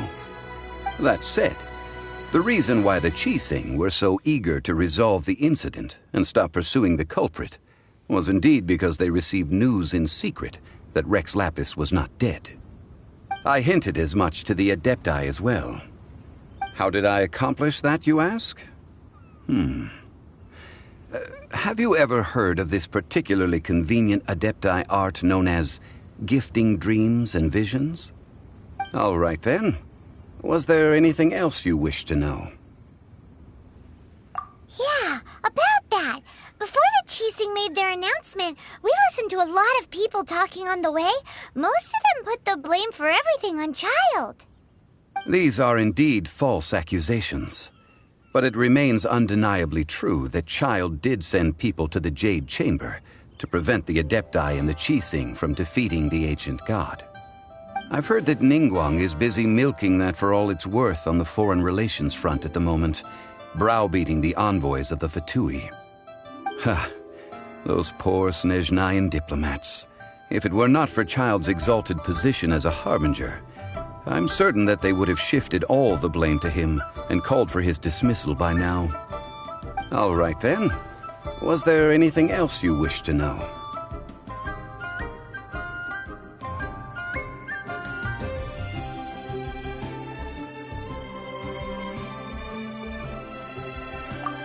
That's right.